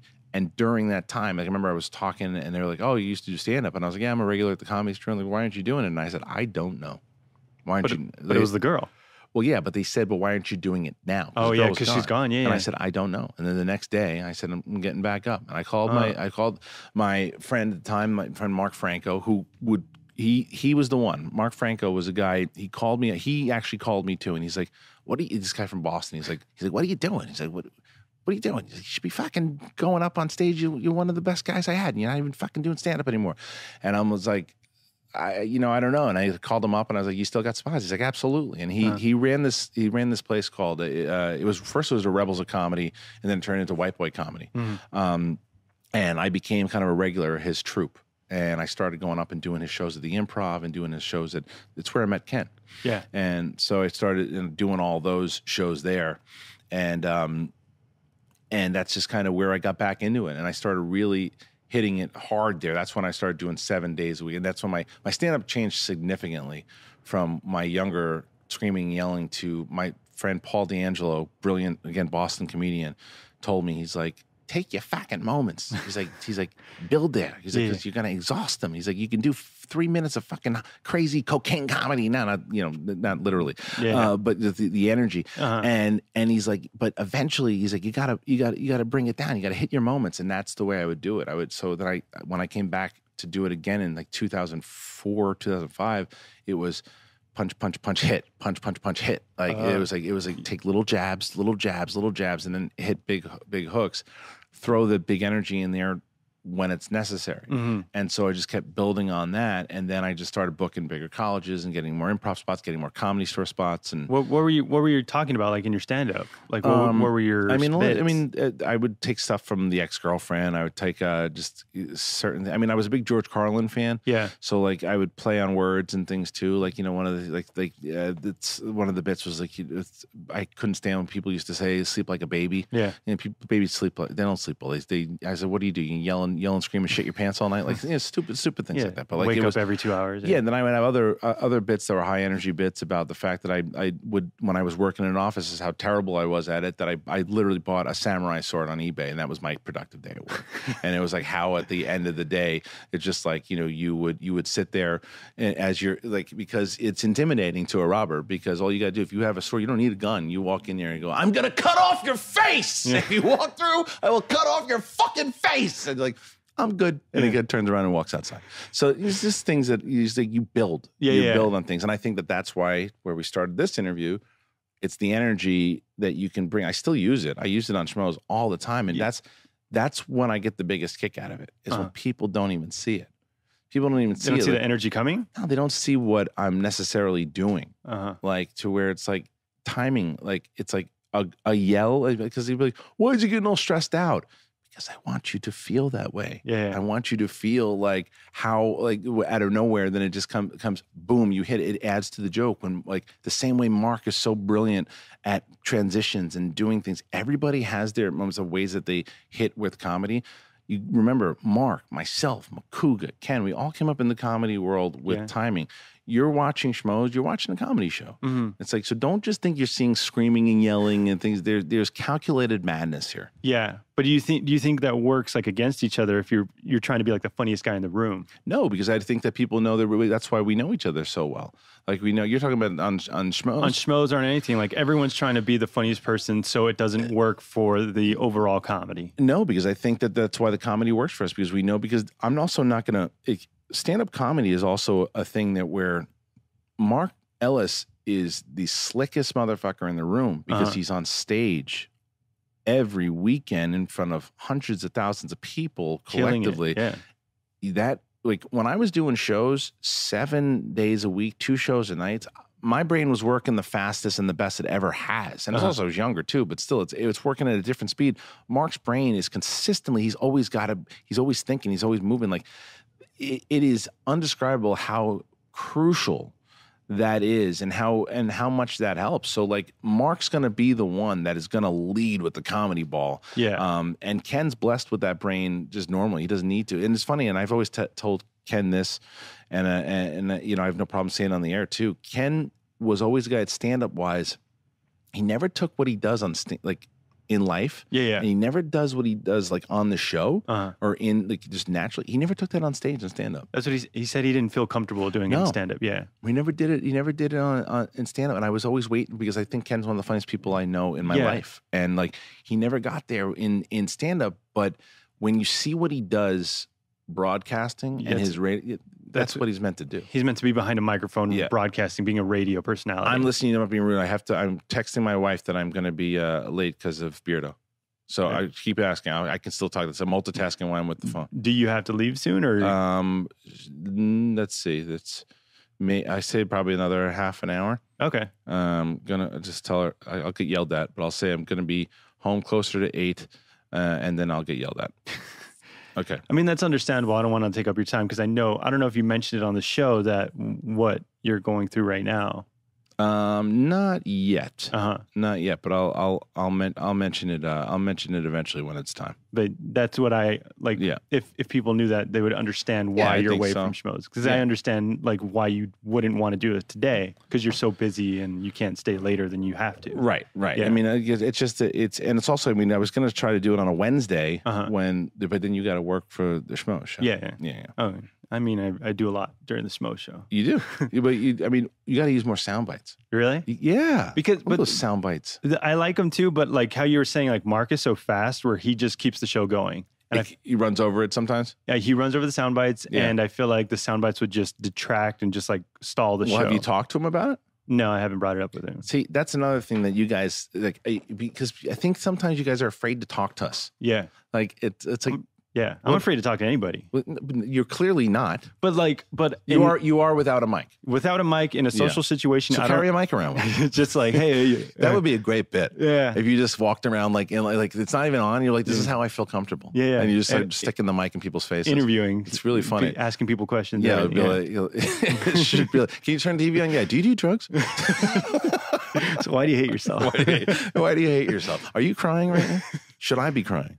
But yeah, what do you think? Like we're afraid to like bring up stuff with a show or something? Because I feel like it's Mark's show. Yeah. What's that? I feel like it's Mark's show, so I don't want to step. And like I'm the intern. I'm here. I've been here a couple months. Mark, I think that you should have learned. But Mark's always open for suggestions and everything, though, too. And you become enough of a personality too on the show to where if you have suggestions, like, hey, listen, I was thinking I want to do. I want to do some more sound bites, but here's my issue with that. What do you think? And then, he's either going to tell you to go fuck yourself or whatever. I don't blame him. Yeah. But the thing, like how you said, like, hey, if we talk about something on Don't Be a Beardo, we can bring it up on the show. But he'll bring it up like really quick and just like go. He's like, okay, now let's go to this. That's just his style of just moving things forward. Yeah, I like to dive more into those things. Yeah, that's what I feel like you would bring to the show. Like, okay, you're like, no, let's stick with it, stay with it, and let's delve deep more into that. Yeah, I think Mark has a pace to where he's got an agenda to where he wants to do. He's got the show he wants to tell, and he goes. I like to definitely go into like because if it was to be fair to Mark, because if it was me, the whole damn thing, I probably would be talking less about movies and more about. Going into what you're doing here on the show. You would go like more into. I think sometimes I like to go. I think what's happened since working on like Movie Talk and being so far of Collider that we're talking about movies all the time. Yeah. That I find that Schmoes is like another playground for me sometimes too. But I think that Mark is right to keep because the brand was built. On movies. Yeah. And I think that he's right to keep it on track sometimes. So like that's why I think we balance each other out so well is where I can go down that path and then he'll move it on or he'll throw to things. So it's yeah. Well, cause like you guys talk about, you have movie talk every day.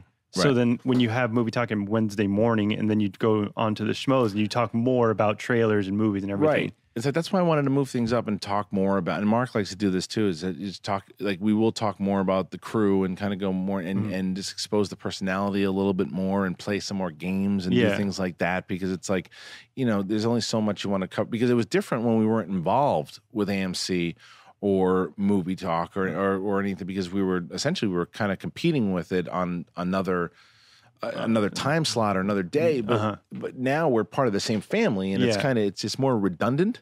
Is it conflicting at all? No, it's not conflicting because I think that because we're so aware of it that we talk about it in different ways and because we have so many personalities on the show that you're getting more points of view and we tackle it in a much different way than we do on like Movie Talk. Yeah. So you can feel yourself like repeating yourself like, hey, we just talked about the Movie Talk like earlier today. So I think that it moves on and if Mark was on Movie Talk talking about the certain subject, then he'll throw to Ace or throw to RB3 or Emma, who we didn't hear that perspective from on Movie Talk. That's true. So, but yeah, I like because people watch it for Mark or for the personalities. So like getting deeper into that, like Stern, where you get into Sal or Richard or like getting to know like the ridiculous characters that are part of the show. That's what I tried to do with with Finstock and JTE and like bring in those characters and that was an element I've always wanted to introduce some way or another, and we organically kind of built that throughout like the Toad Hop years. Yeah.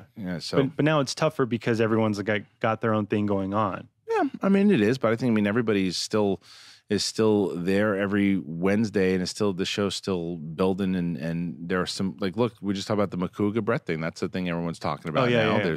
There's a lot of different moments kind of happening too with new additions, like with Joelle and Emma and things too. Mm-hmm. I want to learn more about them. Yeah, I want to learn more about them. Just like, that fact that Emma likes anime and all those things. I want to know more about like where you were getting into her with, but I want to hear that more on the main show too. Yeah, like what's going on with her life. Hey, bring your life to the show. Yeah, and I think that that's there. I think that you also got to remember there's only so much time. I mean, 2 hours seems like a lot, but it's really not. It's moving at such a fast speed that you got to give Ellis all the credit in the world that he's John Williams right now. I mean, he's orchestrating everything, and he's got to make sure everything's kind of locked in. He's got Copster obviously to help him out. So. Do you like have any input as to like who gets on anymore? I suggest stuff. Yeah. I mean, I'll book stuff. I'm working on. I mean, just as we're starting here too. The studio pitched to a certain director that. I mean, I try to book certain guests. I try to get things going, and. But is it conflicting in a sense? Like, hey, we don't want them on Schmoes. We want them on Collider. Not necessarily, because it's beneficial to them to do both. Because it's two different channels. The exposure and everything. It's two different channels. Yeah. I mean, a lot of the audience crosses over, obviously, but it's still. They might, like, we had the Russo brothers on both, and the Russo brothers, both interviews did very well on both channels. Yeah. So where are you in your life right now? Schmoedown is your life right now?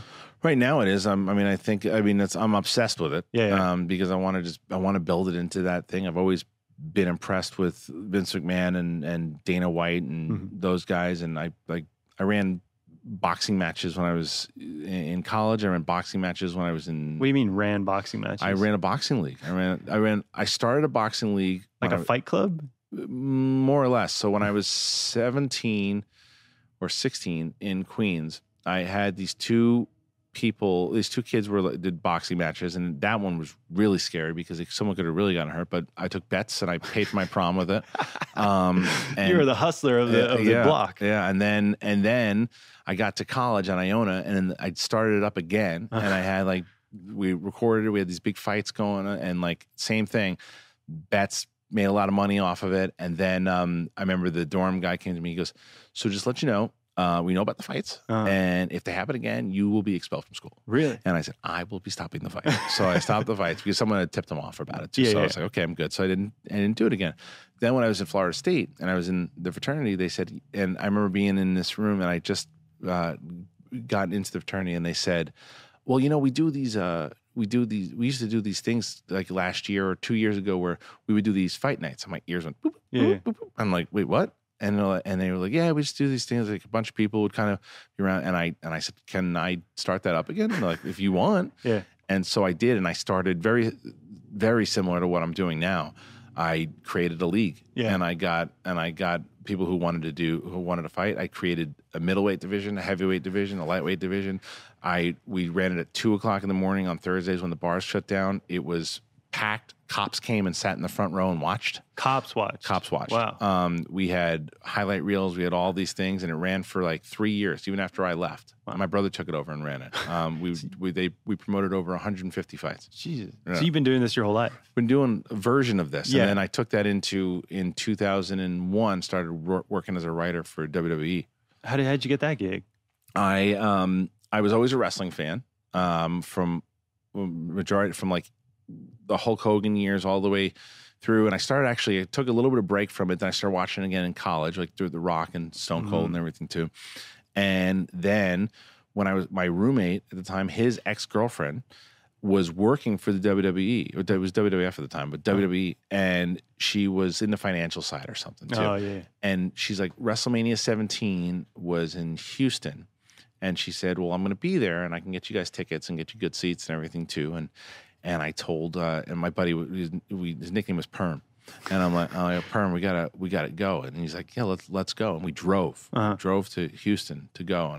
And I went and we stayed at the hotel and I went down to the bar and all the wrestlers and everybody was there. And all the wrestlers were talking to fans and everything too. And Paul Heyman, who was a big manager, and is that the guy with the ponytail? Yeah. And he was at the edge of the bar, kind of by himself. And I walked up to him and I said, I knew him well because I was a hardcore fan. Yeah. And I said, Mr. Heyman, I know everybody here is asking the one question of how you become a wrestler.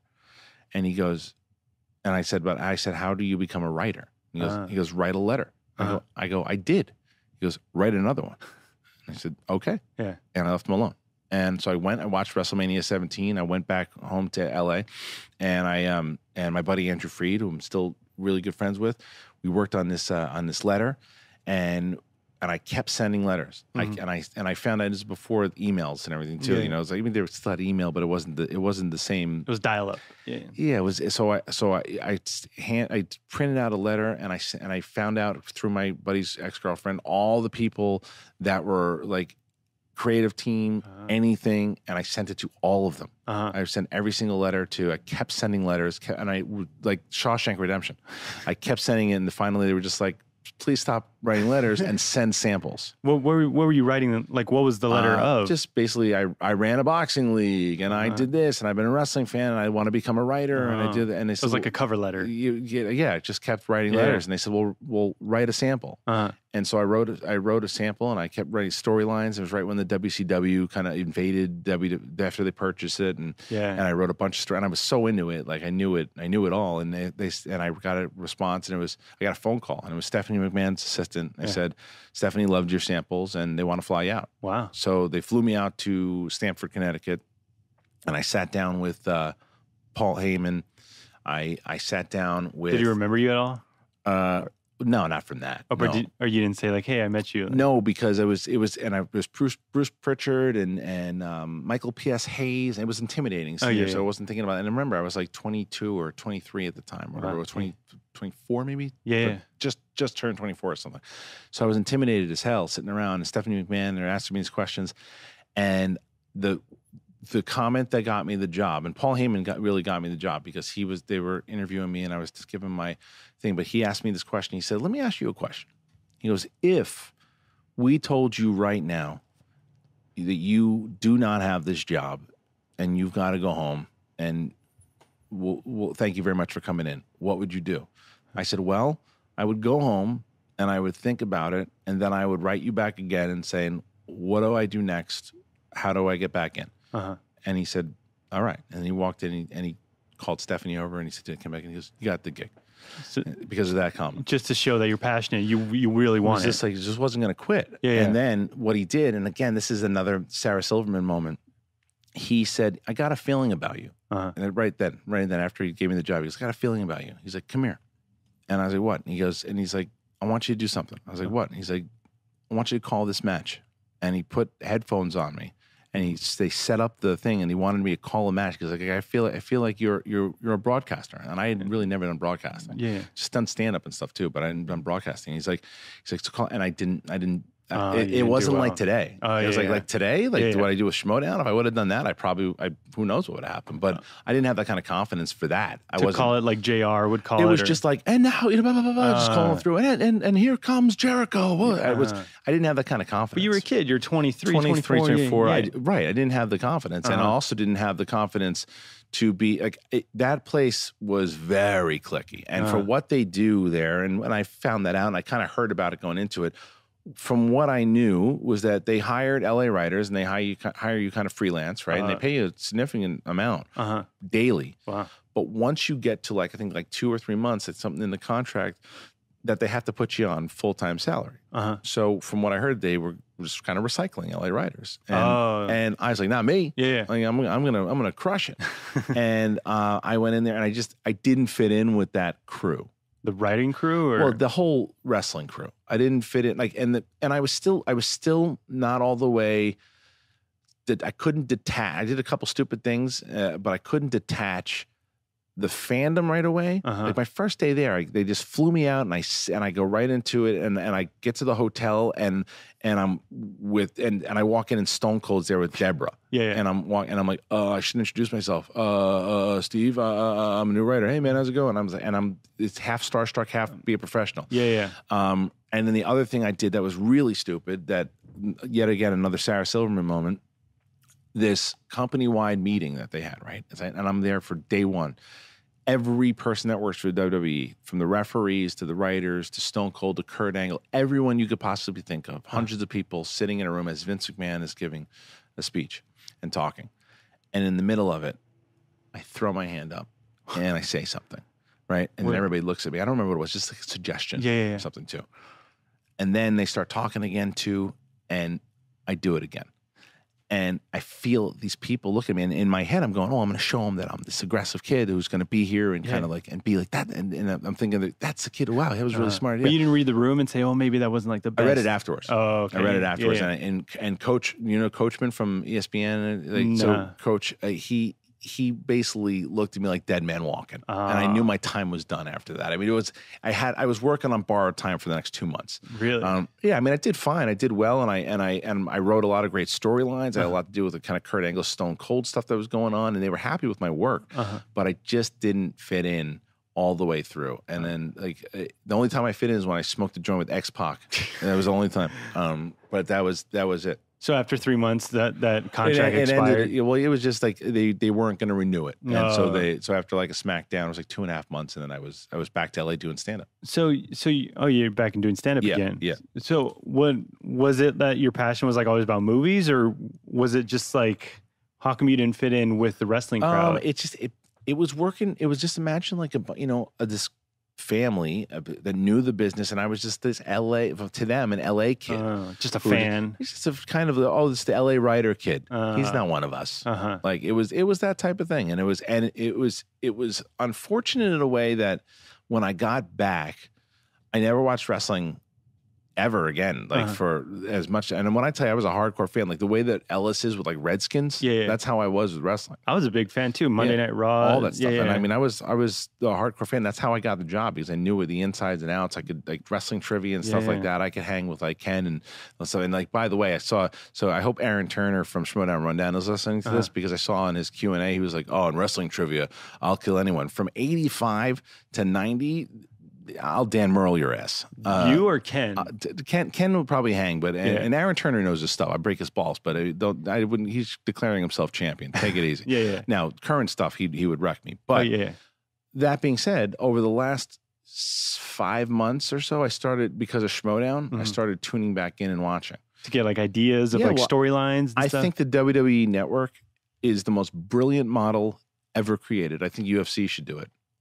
Like build like the characters, the personalities. Do you know what they do? So they charge you $10 a month, right? Oh yeah. And you get access to their entire library ever, plus all their pay-per-views that they do. So what would normally cost you like $40 or $50 for a pay-per-view, you're getting for $10.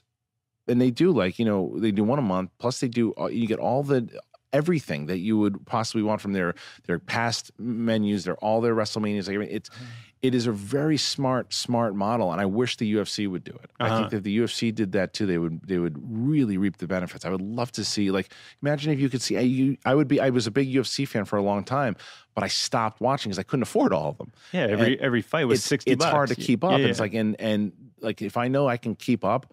Like I do, like for example, for the pay-per-view for WrestleMania or something, or like there's one on, I'll fast forward through the networks too, but I keep up. I can keep up to it because I only paid $10 a month. Yeah, it's like, $120 a year or whatever. Yeah, that was the thing. I loved it. I was like a big TLC fan when like the Dudley Boys and the Hardy Boys were all. They're back now. They're back. The Hardy Boys won the titles. Yeah, they came back. They came back at WrestleMania. Oh yeah, did they fight though? Because they fought. They won the belts. They did, yeah, they did well. It was interesting. Oh, so you are following? What? I'm following the last couple. The Hardy Boys were the first team when I kind of worked with when I got to WWE, and they were like 22, 23 at the time, and they did like this ladder match. Yeah. And it was crazy. I remember being in the back watching with everyone. And it was a cool aspect to see because you didn't understand how people are watching that. They're not just watching, the Hardy Boys jumping off ladders again. People are grasping and groaning as they're doing it because they make it look easy, but it's still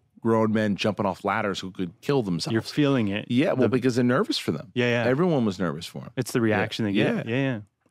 I don't want to keep you here much longer. No, that's cool. No, I think I got another 20 minutes. 20 minutes? Oh. Yeah. All right, you can break the record if you want to go. Well, we have 15 minutes. Whatever you got. Yeah.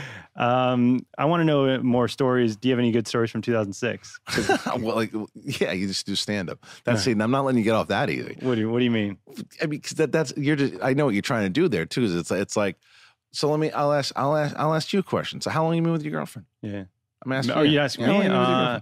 Is this a Harloff podcast now? We're turning it over for a second. How long have you been with your girlfriend? About a year. I can't think of it at the top of my head. How'd you meet her? Tinder. Yeah.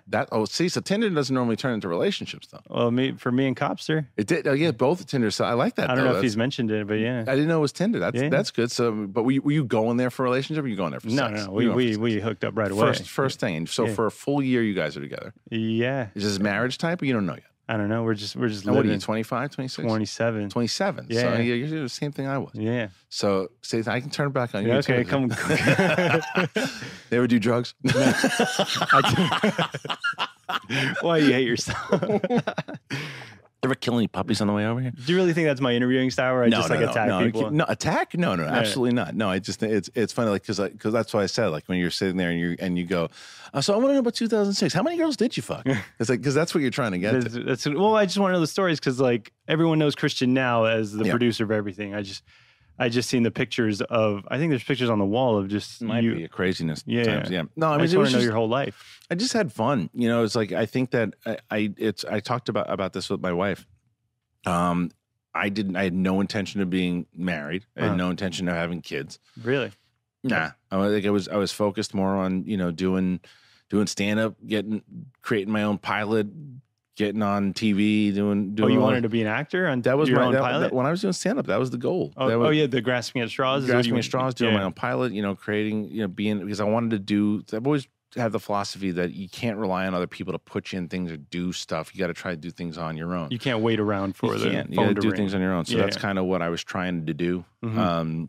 And during that time, I was like I said, I was having success doing stand up and I would my two addictions, like I said, I mean, I think my phone and at the time was women. Yeah. At the time. At the time. Not anymore. Well, my wife. I'm addicted to my wife. Where'd you meet your wife? At stand up. Yeah. But was she a fan? No, she wasn't. That was probably why I wound up marrying her, because it was the opposite. She was a friend of my buddy Tom Connolly, who I used to stand up with at White Boy Comedy, and he had this friend, Cricket was her name, and her name was Cricket. Yeah. And she's awesome. She was the coolest. Wait, does she do sound? No. Okay. She lives in Minnesota. Okay. But, I knew it in Cricket. It didn't sound. No, she's awesome. But she brought my now wife. She brought her to this roast that we did at Fort Connolly, and I remember I was hammered afterwards, and I saw her, and my wife's a very attractive woman. I walked up to her, and I was just like, and I said, "Hey," she's like, "I'm Sadie," and I go, "Oh," I was just one of those kind of the moods, and that was all that happened there. Yeah. And then she had come to another show again with Cricket and Connolly, and we just kind of started talking. And I wanted her to come to this bar afterward. She wouldn't do it. A couple of months later, I had been watching a UFC fight. It was Forrest Griffin versus Shogun, and I stayed back and watched this match. And I was betting on UFC fights like crazy back then, and Forrest Griffin won. I put a lot of money on Forrest Griffin, and I won a lot of money. And for some reason, I was just in the mood when I just won all this money. And we went to this place, Sonny McLean's, and I was sitting there, and because Connolly had told her that I was going there, and I was looking forward to seeing her and all this stuff, and I didn't even talk to her. And at the place? No. Yeah. And she was like, "The hell's I thought this guy's supposed to be me? You're not even talking to me." Yeah. And then I saw her up at this bar, and she never does this. She was just my wife is not the type of person she is. She grabs me. She goes, This guy's bothering me. She's like, "Tell him that you're my boyfriend." And I did. Yeah. And we just started talking. But then, fast forward, I didn't wind up seeing her after that. But then, eventually, later on down the line, I wound up taking her out, and the rest is history. Wait, what do you mean taking her? Did you hit her up on Facebook or something? No, again? it wasn't Facebook. It was the story. The story is the short story of this is that I thought she, like, months later, because it was a number on my phone, and I was in Vegas, and I out one night and I saw this girl and I texted her and I said, and I saw her walking through and I was like, "Are you in Vegas?" Yeah. And I texted her. I was like, "Oh, she didn't write me back." This girl. I'm like, and then I was on the plane and on the way home the next day, hungover, and I get a text. "No, I'm not in Vegas. I'm in LA. Where are you?" And I was like, I'm like, Sadie. Oh, like it was. I wasn't even trying to text her. I was trying to text someone else. But you had the name in the phone. I had the name in the phone, okay. and then I was like, "Oh, I remember her." Yeah. And then I went with it, and then I wound up going out with her, and I didn't tell her for a year later that I was that was a complete accident. That was a complete accident, and like for a year, like it was a full year. And she likes to tell everybody the story now that he was trying to text some other or something. Like that, she says. Yeah, she didn't see the text at like probably 1 a.m. Like, "Hey, you up?" Or you? Well, probably. I think she thought that I was texting someone else, and I said, no, I meant to text you. And then totally told her a year later. But I used it to my advantage, and I wound up going out with her, and we hit it off. And she's awesome. She's the best thing that ever happened to me. So how long until you guys got married? About 3 years. Okay, that's a good amount. Yeah, that's when you. So when did you engaged in 2, and then married in 3. When did you know like this is the girl I wanted to marry? It was we wound up going to where'd we go? I took her to San Diego actually, and we were there one night, and I was just kind of knew that I was into her a little bit more than I had been into someone in a while, and then it's just kind of things and I think I was fighting a couple times about. It was like that old attitude was fighting the new attitude. Like you were fighting yourself, saying like, "Oh, I'm not going to get married." Yeah, it was just like I think I tried to sabotage it a couple times, and then realized, grow up. That's what I feel like I do now. Yeah, don't do that. Yeah, it's not if you really care about her. Yeah, it's like you gotta just have that conversation with yourself and just grow up. Yeah, it's the same thing. I had a conversation with Makuga. Makuga's like, "I'm not getting." This is like 2-3 years ago. He's like, "I'm never getting married." I'm like, "Yeah, you will." Yeah. He's like, no. I go, "Dude, you're me 10 years ago." I'm like, "I'm telling you, you will." Do you think if people eventually do grow up and want to get married? I think there are some people that don't want to, Ken, and but there are some people that definitely don't want to. But even someone like Ken, you never know. There's someone that will. You're just going to wind up. There's nothing you can do about it. Like I knew my wife was the right one. She's just perfect all the way around. So. So you knew, and you're like, okay, I got it. Just for me, she's perfect for me. Like it's like it's like you should know how you feel. Like if you are yourself, like I out of any woman I've ever dated in my life or ever been with in my life, my wife is the only one I feel like 100% like that's just me. There's no, because everyone has like a little bit of a little facade, something. It's just like, well, I put on a little bit of a joke here or something else, or I add a little bit more to my personality, or I have to do this. I don't really feel myself. I can't really express myself here. It's not like that with my wife. It's like 100% like all in. And she doesn't care. She likes you for you. Yes. Or she loves you for you. Like that's the guy. Yeah. Yeah. And my wife's name is Sadie, by the way. That's Sadie. Yeah. Or have you mentioned that to like anybody? Some people know it. Yeah. No, but like on the air. Or I think, I mean, my wife, that's the stupidest thing is that people don't realize. My wife was on the Schmoes Show.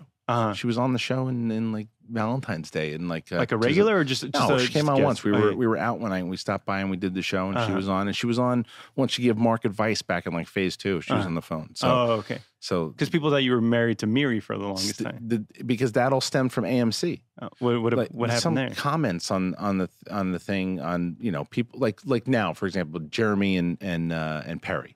They think they're together? They call them like Peremy. Oh, yeah. Ashley and Ellis. The people just want to match you up with people. Oh, they just want to see like, those two belong to each other. Yeah, because she was so if Copster was a woman, him and Mark would be married because they spent so much time together. Yeah, or Copster and Cody. Yeah, Miri was the producer of the show. Oh, okay.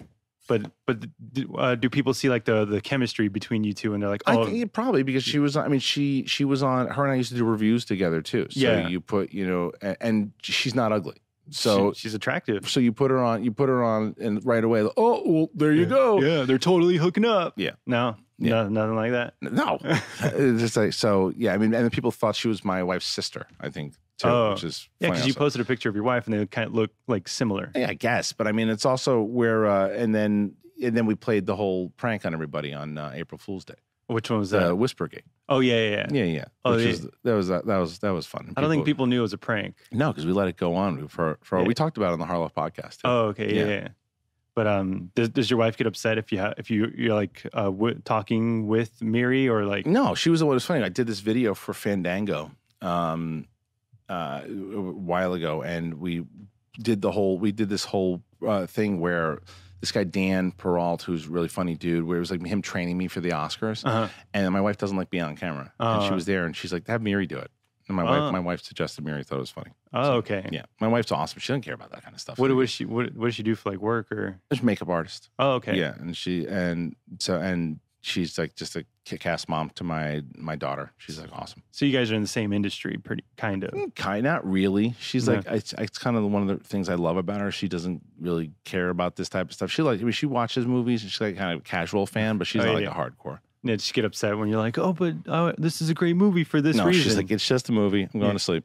Yeah. Does she watch Schmoedown at all? Not really. No. Schmoedown to Star Wars. No. Really. Do you care that like she's supportive, but do you care that she's not interested in the same things you're interested in?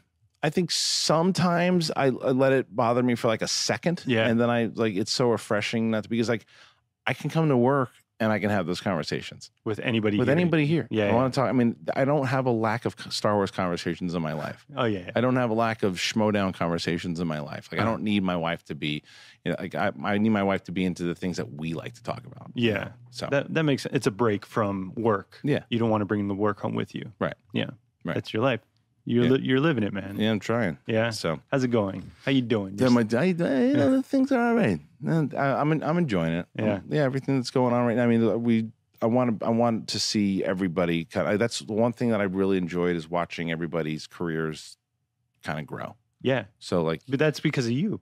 Well, it's not necessarily not really. But I feel like you see potential in somebody and you're like, okay, that person's good at this. Let him do that. Let him do that thing. Yeah, but that's not up to me to make it happen. Yeah. It's up to them. I mean, like, you bust JT, everybody can bust JT's balls, but JT had to do the right things in order for himself to get over to be an engineer at Screen Junkies. Over at Screen Junkies. Yeah. I made the phone call. Yeah. And I told Andy, I gave him a good word. Yeah. But JT's been there for a while. He's got to be the one to do the job. Yeah. Cody, same thing with Cody. Like, I can suggest Cody and get Cody in the door to meet Dennis to get in here. Yeah. But Cody's got to be able to be capable and do it. And Cody's another guy, kicks ass. Same thing.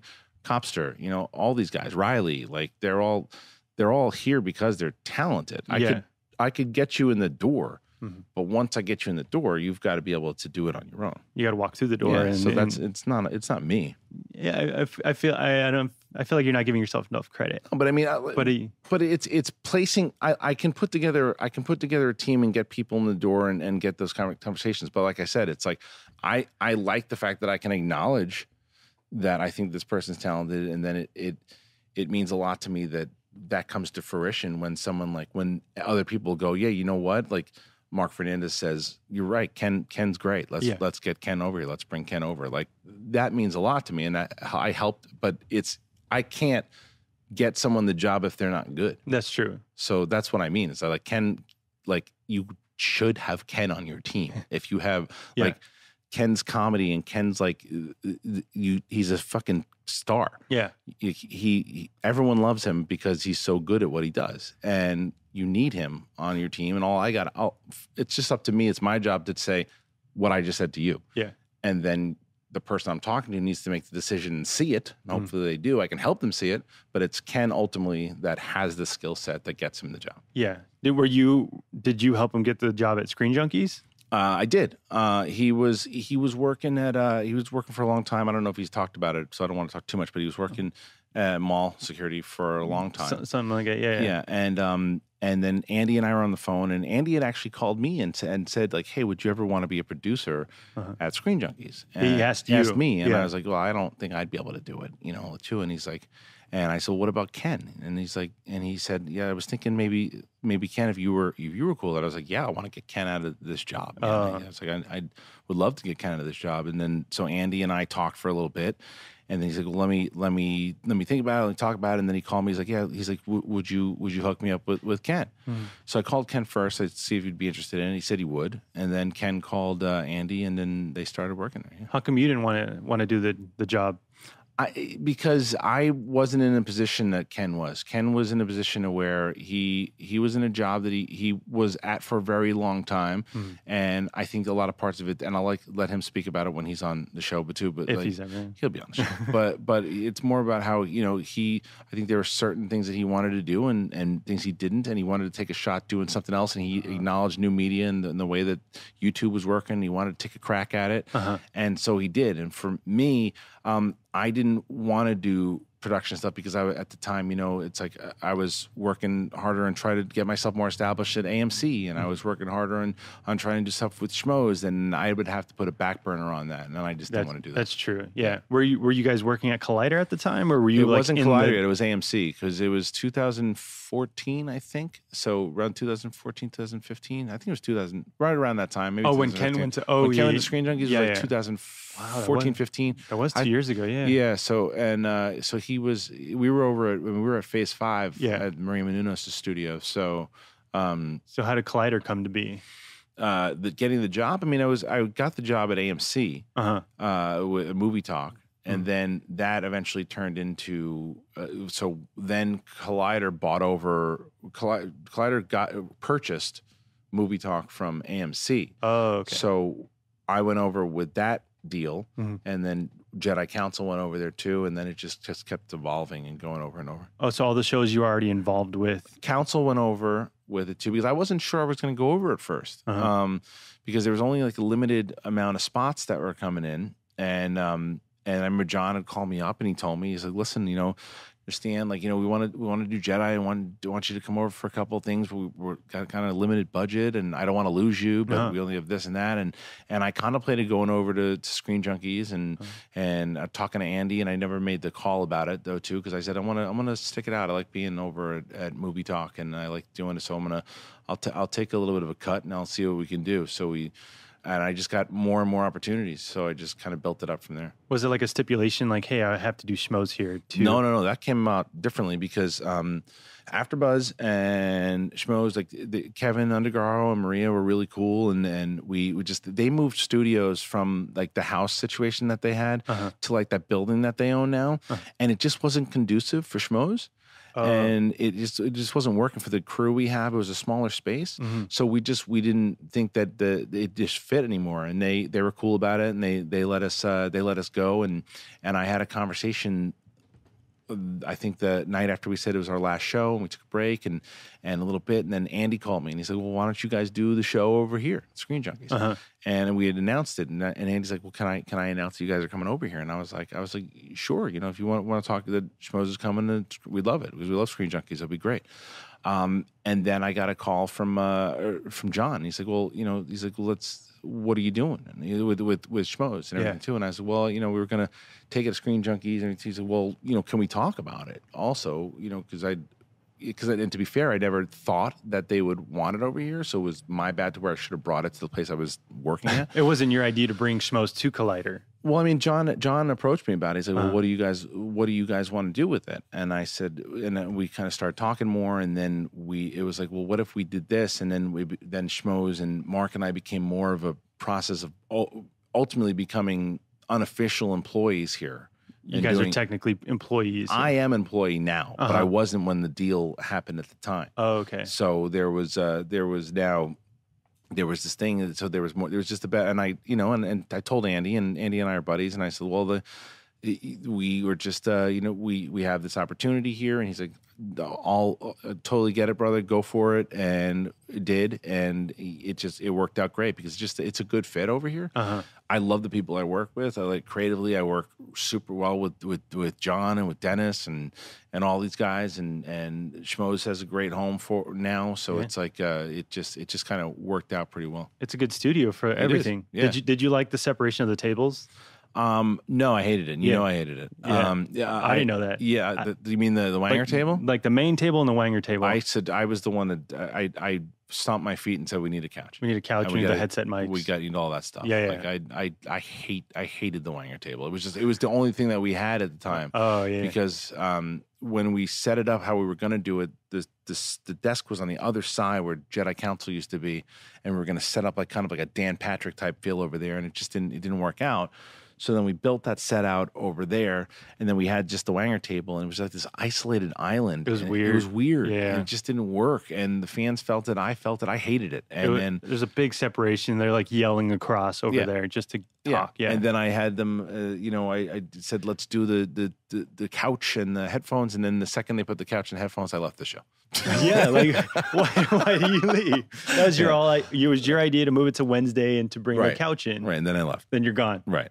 You bring Brett in and you're gone. And then I left. Poor Brett. Yeah. But Brett's doing it. Brett's better that he's kind of going off and not worrying about what I'm thinking about while he's doing it, He doesn't care anymore?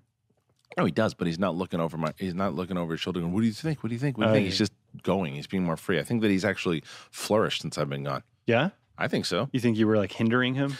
I don't think hindering him, but I think that he's less in his head. I think he's just kind of more just doing his thing. And I think that I think he was uncomfortable when I left because he felt like, I was his comfort blanket. Because at least he had me there. He knew me.